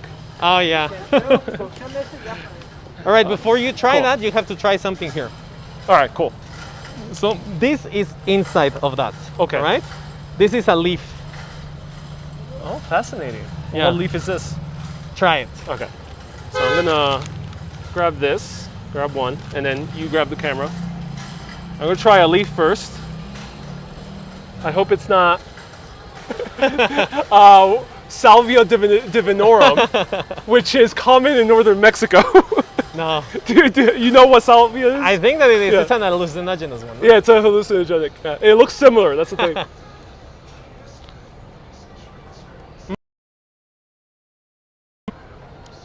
It tastes like a very strong parsley. Very strong parsley. I kind of like it. It's nice. So what is this mostly used for? It's called papalo. Papalo. Papalo, and it's I like it. I compare it kind of a cilantro-ish, arugula-ish, a little bit minty, Right. fresh. And we use it in that sandwich, for example, and in other street tacos. So we use it in foods that are considered heavy. You know, that leaf is supposed to help you to digest. How's that?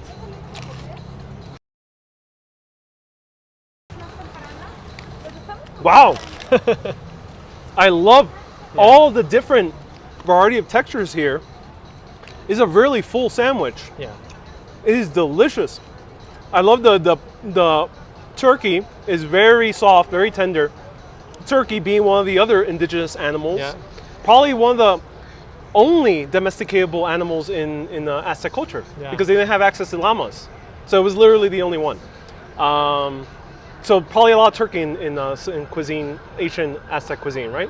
What, sorry? There's probably a lot of turkey in Asian. Yeah. Traditional like Mexican cuisine, it is. And then I love the milanesa, and the cheese is very good. So is this Oaxaca cheese? Shredded Oaxaca cheese. Oaxaca cheese. Avocado, chipotle, and then the leaves.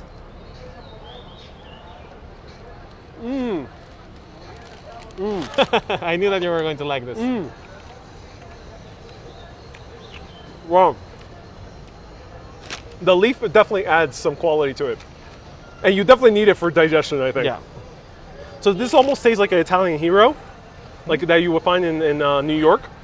But I like the added quality of the chiles and the avocados, because you get a nice kind of freshness taste to it that you don't get in an Italian American hero. Italian American heroes could be very kind of heavy in taste.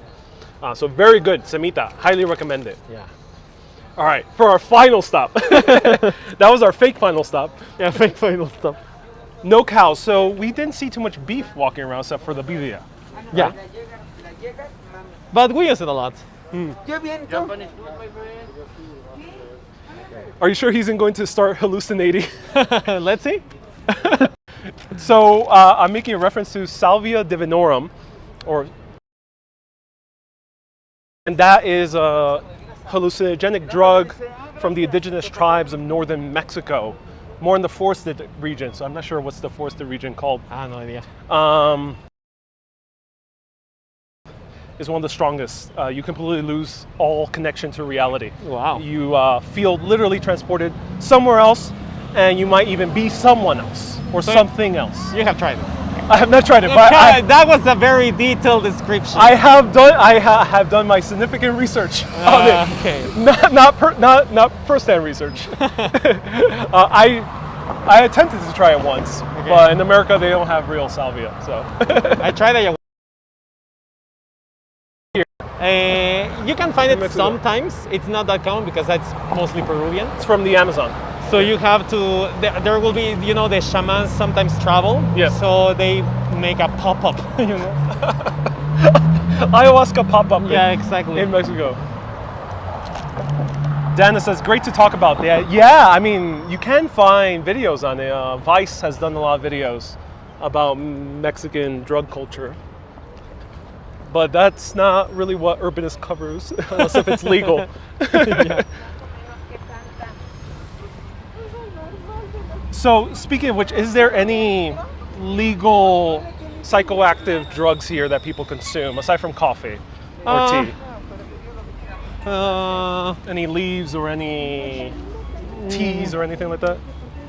Legal? No. Legal, yeah. No, okay. No, like coca leaf tea or something like that? No. No, not quite, okay. No. Makes sense, yeah. But I mean, that doesn't mean that you can't. No, I mean, yeah, because I asked that because in some cultures, like the Peruvian culture or the Colombian culture, you will find like cocoa leaves, other things like that. All right, let me put on my mask.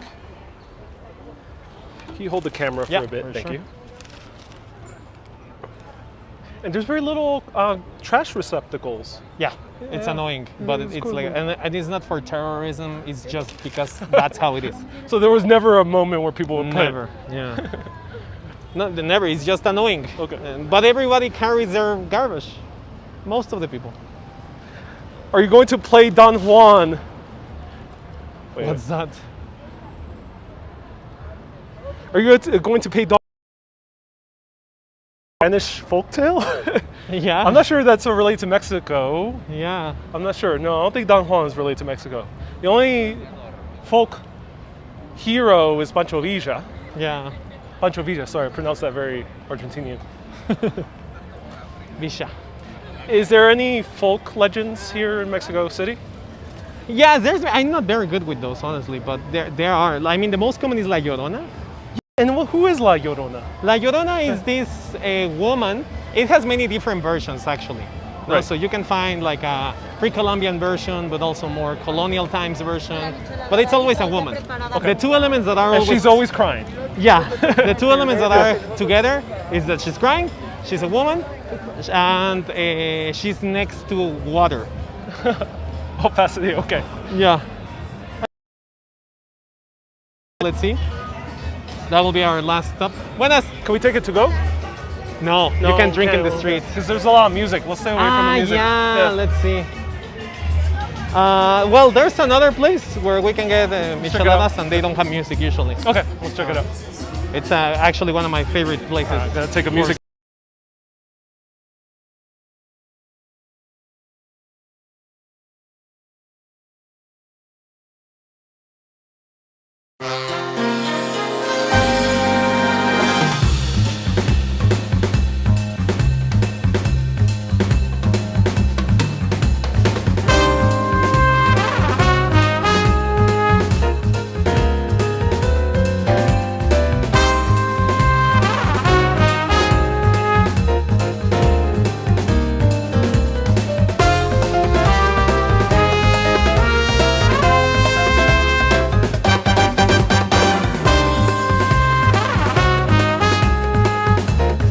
Yeah, that sounds good. All right, everyone, we're back. There was a lot of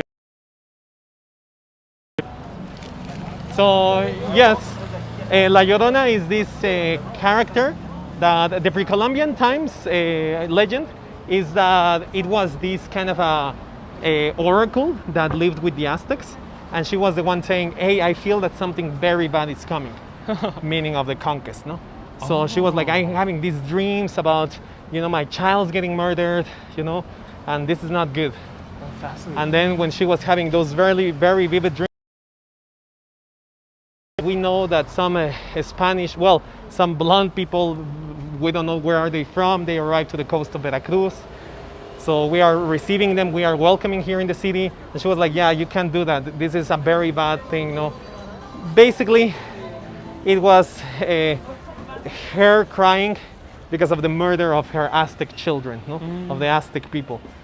The most colonial legend is a woman. She wanted to get revenge of her husband, Yeah. so he killed her kids. Oh, I see. Because she knew that her husband loved her kids so much, so she killed her kids. But then she realized, oh, I just killed my kids also, So she was crying for that. And then the La Llorona is sometimes associated with La Malinche, where she lived in Coyoacán. Really? Yeah, and they say that she's crying for her Aztec children as well. For Yeah. all the mestizos, she says. Yeah. Yeah. Yeah, but sometimes the people hates the Malinche, especially when course. you start to learn about history. Is this a chain? Is this like a Starbucks of Mexican chain, yes. Yeah. So this one is great for chocolate. Ah, Yeah, fascinating. there's a special chocolate over here called Bosque something that it's really good. You know what? Let's try chocolate instead of Sure, beer. Yeah, I okay. think that'll be more interesting.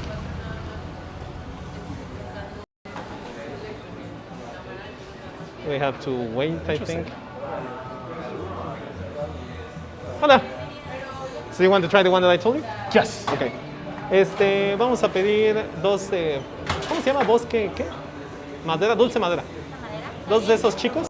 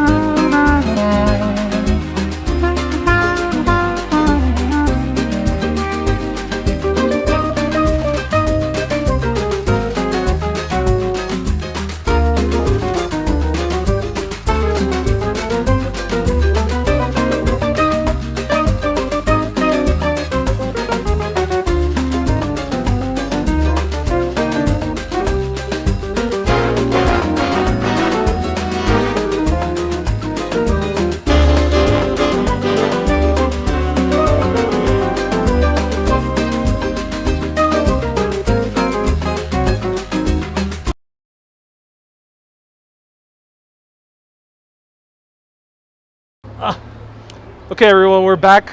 There was just a popular music playing in the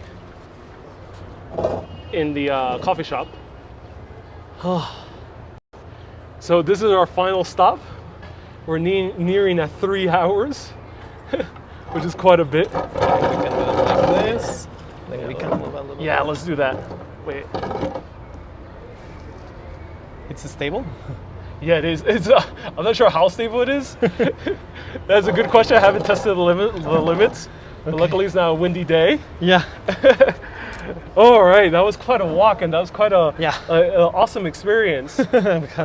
Let's try this chocolate, and then we'll answer any of your questions.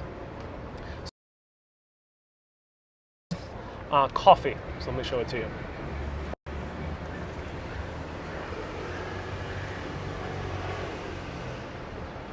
So we were going to get beers, but the thing is with beers, a lot of these places play loud reggaeton music because they're mostly bars. Yeah.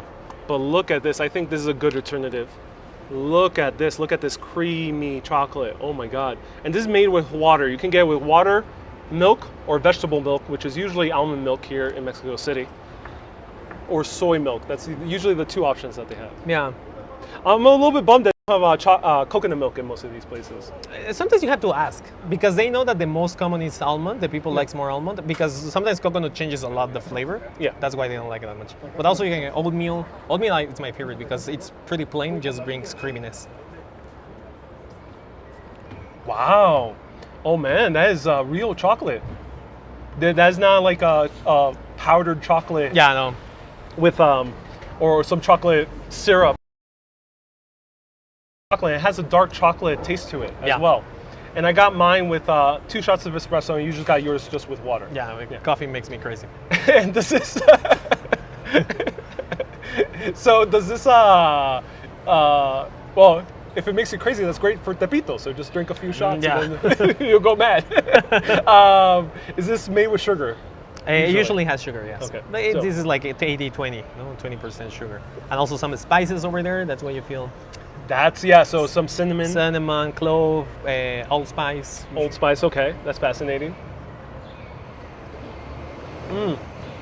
Absolutely delicious. You can really taste the cinnamon. The coffee adds a really cool element to it. The chocolate itself is going to have some caffeine. Yeah. And according to legend, I'm not sure if this is true, apparently Hernan Cortés got obsessed with chocolate here. And he apparently couldn't sleep because he was drinking too much chocolate. And that might have contributed to how aggressive he was. Maybe. Maybe, yeah. Before we get to questions, I wanted to know what's the stance of Mexicans with talking about the conquistadors? Well, are people trying to shove it into a closet, or? I think that it's a kind of a polarizing because, for example, everyone in elementary school, I don't know, maybe high school, you start to learn, oh, this happened to us. You're like, oh, this, we had this amazing thing. I feel like I've more, and you realize, well, the Aztecs were not that nice. The Aztecs were not like a paradise. The Aztecs were, Vikings. They were conquerors. They were murderers. They were, they had slavery also. So it was not all glory. No side has proper justifications. Mm-hmm. They all did what they did, but none of them you could say were justified in their actions. I mean, it was all war, all pillaging on either side. What happened to us is more a genocide. Right. Precisely. So, but a little bit. Some people they do. Even for me, I have heard it once during 7 years doing tours that I was with clients, and they were like, fucking gringos. No, but it was just once. 7 years. Oh, really? Someone just randomly yelling? Yeah. But that I haven't heard that out loud anywhere. Yeah, you can understand that or something. No, but yeah, it's not. All right, so let's answer some questions. This is gonna be a rapid fire. What's the name of the place? This one, Tierra Garat. I'm gonna show it right over here. We're gonna provide you with a list of the places we went, or list of the addresses or intersections. Locations, yeah. Locations, I think, maybe the best. So this is like a Starbucks here in Mexico City. You can find a lot of them. You two are a good streamer combination. Yes. Thank you. Ubish, you kicked ass. Amazing tour. I love to do live streams, honestly. Are you full now? I'm full. How do you feel? I was full since I didn't have the last one. Right. I ordered to go. It's here. Be careful with the quantity of chocolate. Why is that? Why should we be careful? I think it's kind of a caffeine-ish, like. It's gonna be a lot of caffeine, yeah. Well, I'm ready to walk around for 5 more hours. So, are you still having dinner? I probably will have something very light. Maybe a pastry from Panaderia Rosetta. Where you pastry? Yeah. But dinner? Dinner, probably not. I'm already too full. If you go to Panaderia Rosetta, try the guava roll. That's the exactly best one. I exactly have one waiting for me at my Airbnb. I bought it right before coming to this tour. Go to Churreria El Morro. Yes, I will be featuring that soon. Stay tuned. Oh wait, I'm pronouncing it as a double R, like if it was Puerto Rico. It's Moro. When you say morro, actually means child. Morro. Oh. Yeah, it's like morro. It doesn't mean fort here? No. Also, but it's not that common. Yeah, because basically the only morro is Veracruz, basically, I think. Yeah. The only Spanish fort. I would talk the food off in New York City, yes. Saludos desde Queens, bienvenidos. Is it true that there are women-only subways? Mm-hmm. It is true, and I once got in trouble with these cars. And I actually lost a tour, and the clients were super mad at me because they didn't believe me that happened to me. Oh no, that sucks. Yeah. Un tour en español, por favor. ¿Tú ofreces tours en español? Sí, no son muy comunes, pero sí. Okay. So puede contactar con Ubish, el Mexico Underground. Ajá, o en my Instagram, Ubish Yaren. It's super easy. I run my Instagram, so yeah. Ubish Yaren. Ajá. So follow him in English or en español. Puede contactarlo también por un tour. Un recorrido, así se dice. Recorrido, un tour. Also we say tour. Okay. Dark chocolate is amazing. I like 80% of it. Yes, 80% dark chocolate. Are you going to team again? Are you going to team up again? If you, I am available. You mentioned the markets, so let us know. Should we feature the markets with Ubish again? That will be quite chaotic. Let's test the limits of Ariel. Right. Well, I have other life, like Breaking Bad, so. No, okay. I think the key is to be an American in one of those more dangerous parts is to dress up like in a suit. Like in a suit? And so you look like either too crazy or someone who's very dangerous. Yeah, exactly. Don't mess with me. Yeah, exactly. The sicario. Right. You might look like a sicario from in Colombian drug cartel history. There was a guy called El Alemán, who was a white Colombian. He probably had some white ancestry, but he was a very light-skinned guy, but he was probably one of the worst matones, one of the worst contract killers. El Alemán. Yeah. Interesting. He was German? He was not skin. Okay. Yeah. And follow Ubish on Instagram. That's amazing. If you have any questions, feel free to ask him. Is Ubish an Arabic name? Go for it. What? Is it an Arabic name? No. It's Zapotec. Zapotec, yeah. It seems Arab, and actually, if you Google my name, a lot of Indian people appears, but it's not my name. Someone earlier asked, do you think it's easy for people to retire here? Older Americans coming here? Yeah, so I have a whole section about this, but yes, it is. Especially, if you have a monthly income of 1,000 US dollars, you can live good here. Right. No, you can pay doctors, private doctors. You can pay rent with no problem. I mean, always more is better, but the minimum, I think that it will be that.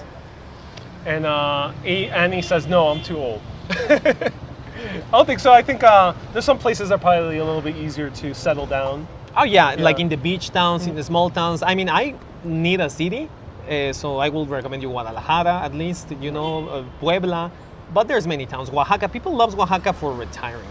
And for anyone who wants to be maybe an expat or retiree here in Mexico City, what neighborhoods would you recommend? You mean like partially retired?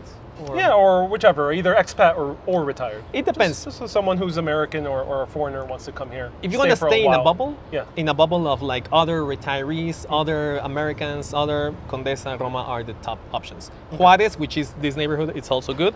If you want to get a little bit more San Rafael, Escandón a little bit, okay. San Rafael, Escandón, Tabacalera, downtown, those will be more local. It will push you to speak Spanish, no? How much are rents? Do you know the average price of rents? Yeah, an average for like these neighborhoods, the common neighborhoods, Condesa, Roma, all of that, it will be around, for one apartment, 2 bedrooms, no parking space, around between 15 to 18,000 pesos, which it will be like 700 US to 800 US per month. One of the problems of renting here is that you always need to have a fiador, which is someone who provides documents to like sponsor you. If not, they will ask you for 2 or 3 deposits, which sometimes it will be a lot, but maybe for US standards, it's not that big of a deal. But be careful with the deposits. So watch out when you're renting. Tenants, it's a pain, honestly. Right. It's hard to find a good tenant. But then again, you can Airbnb for, it'll pay you a little bit more, but you can Airbnb. That's what I will recommend. If you're planning to do retiree here, first, rent an Airbnb. Yeah, get comfortable. Get used to. Yeah. Or if you want to stay for a few months, you can do so. You have a 6-month visa as an American. Lorene asked, have you been to Hawaii? No, but I want to. Yeah. So you've been to Montana and New York. Montana and New York, yeah. Mexican is pesos. Yes, pesos, but it has the same dollar sign. It has the same dollar sign, which actually, it's supposed that it's originally Mexican. Yes, it is. Yes, Mexicans used it before Americans did, yeah. Before US currency was the worldwide currency, Mexican peso was the worldwide currency. Really? Yeah, when we had the commercial route of the Galeon de Manila and Acapulco, because we connected Manila, Acapulco, Veracruz, Spain, everybody used the Mexican peso. It was the base coin currency. Oh, fascinating. 200 years. Was it called el dólar back then? Or was it called el peso? That's a good question, I don't know. Okay, that's interesting. No, well, right now it's not peso formally, it's a dollar. No, right now it's peso. It's peso, okay. Yeah. Okay. All right, everyone, thank you so much. I don't know. I will lie to you. Did you visit Europe already? No. I have a sister in Holland, but I haven't visited her. Oh, cool. Thank you everyone so much for tuning in. Ubish, where can people find you? You can find me on my Instagram. Right now, it's the easiest, Ubish Jaren. Literally, you can just Google that. If you need any question here, a tour, we can organize any customized things. Also, I wanted to give you this, Ariel, by the way. I had some of this, it's my card. Oh, yeah. So this is really cool. Let me show you over here. Fila, thank you so much for the super chat. Towards more great food, I'm going to feature El Moro and a bunch of other different places. Stay tuned. I'm going to feature also the original taco al pastor. Oh, this is so it's cool. like a menu, and then you open it, and it's a taco. It's of one tour that I do, so it's a custom taco and tequila tour, and that's a QR code for my website. Well, for my all my links. Everyone, are you on TripAdvisor? Yes, over there actually. Yes. If you enjoyed this tour, for a myriad of reasons. So if you really enjoyed this tour, consider leaving a TripAdvisor review right now as if you took the tour in person. Don't mention anything about streaming, as if you took the tour in person. Thank you. Leave them a 5-star TripAdvisor review. That will help a lot. If you want to leave less stars, don't leave a review. Yeah, less no, please. Skip those. Actually, I only have 5 stars reviews, so that would be great. There we go. Thank you. Thank you so much, Ubish. That was an amazing, experience. It was great. Thank you so much to you for being so open, because I reached you out when I was starting to live stream. You inspired me to do that, so thank you so much. I'm sure that you're inspiration for more people, but I'm here right now with you, so thank you so much for inspiring. Mexico Underground, watch it. After I leave Mexico, you'll be continuing seeing Mexico City from Ubish's eyes. Keep being awesome and always keep on exploring. And I would love to say that in Spanish. So, sigue siendo padrísimo y sigue explorando. Explorando. Okay, sigue siendo padrísimo y sigue explorando. Tenga un buen día. Have a good day, everyone. Have a good day, everyone.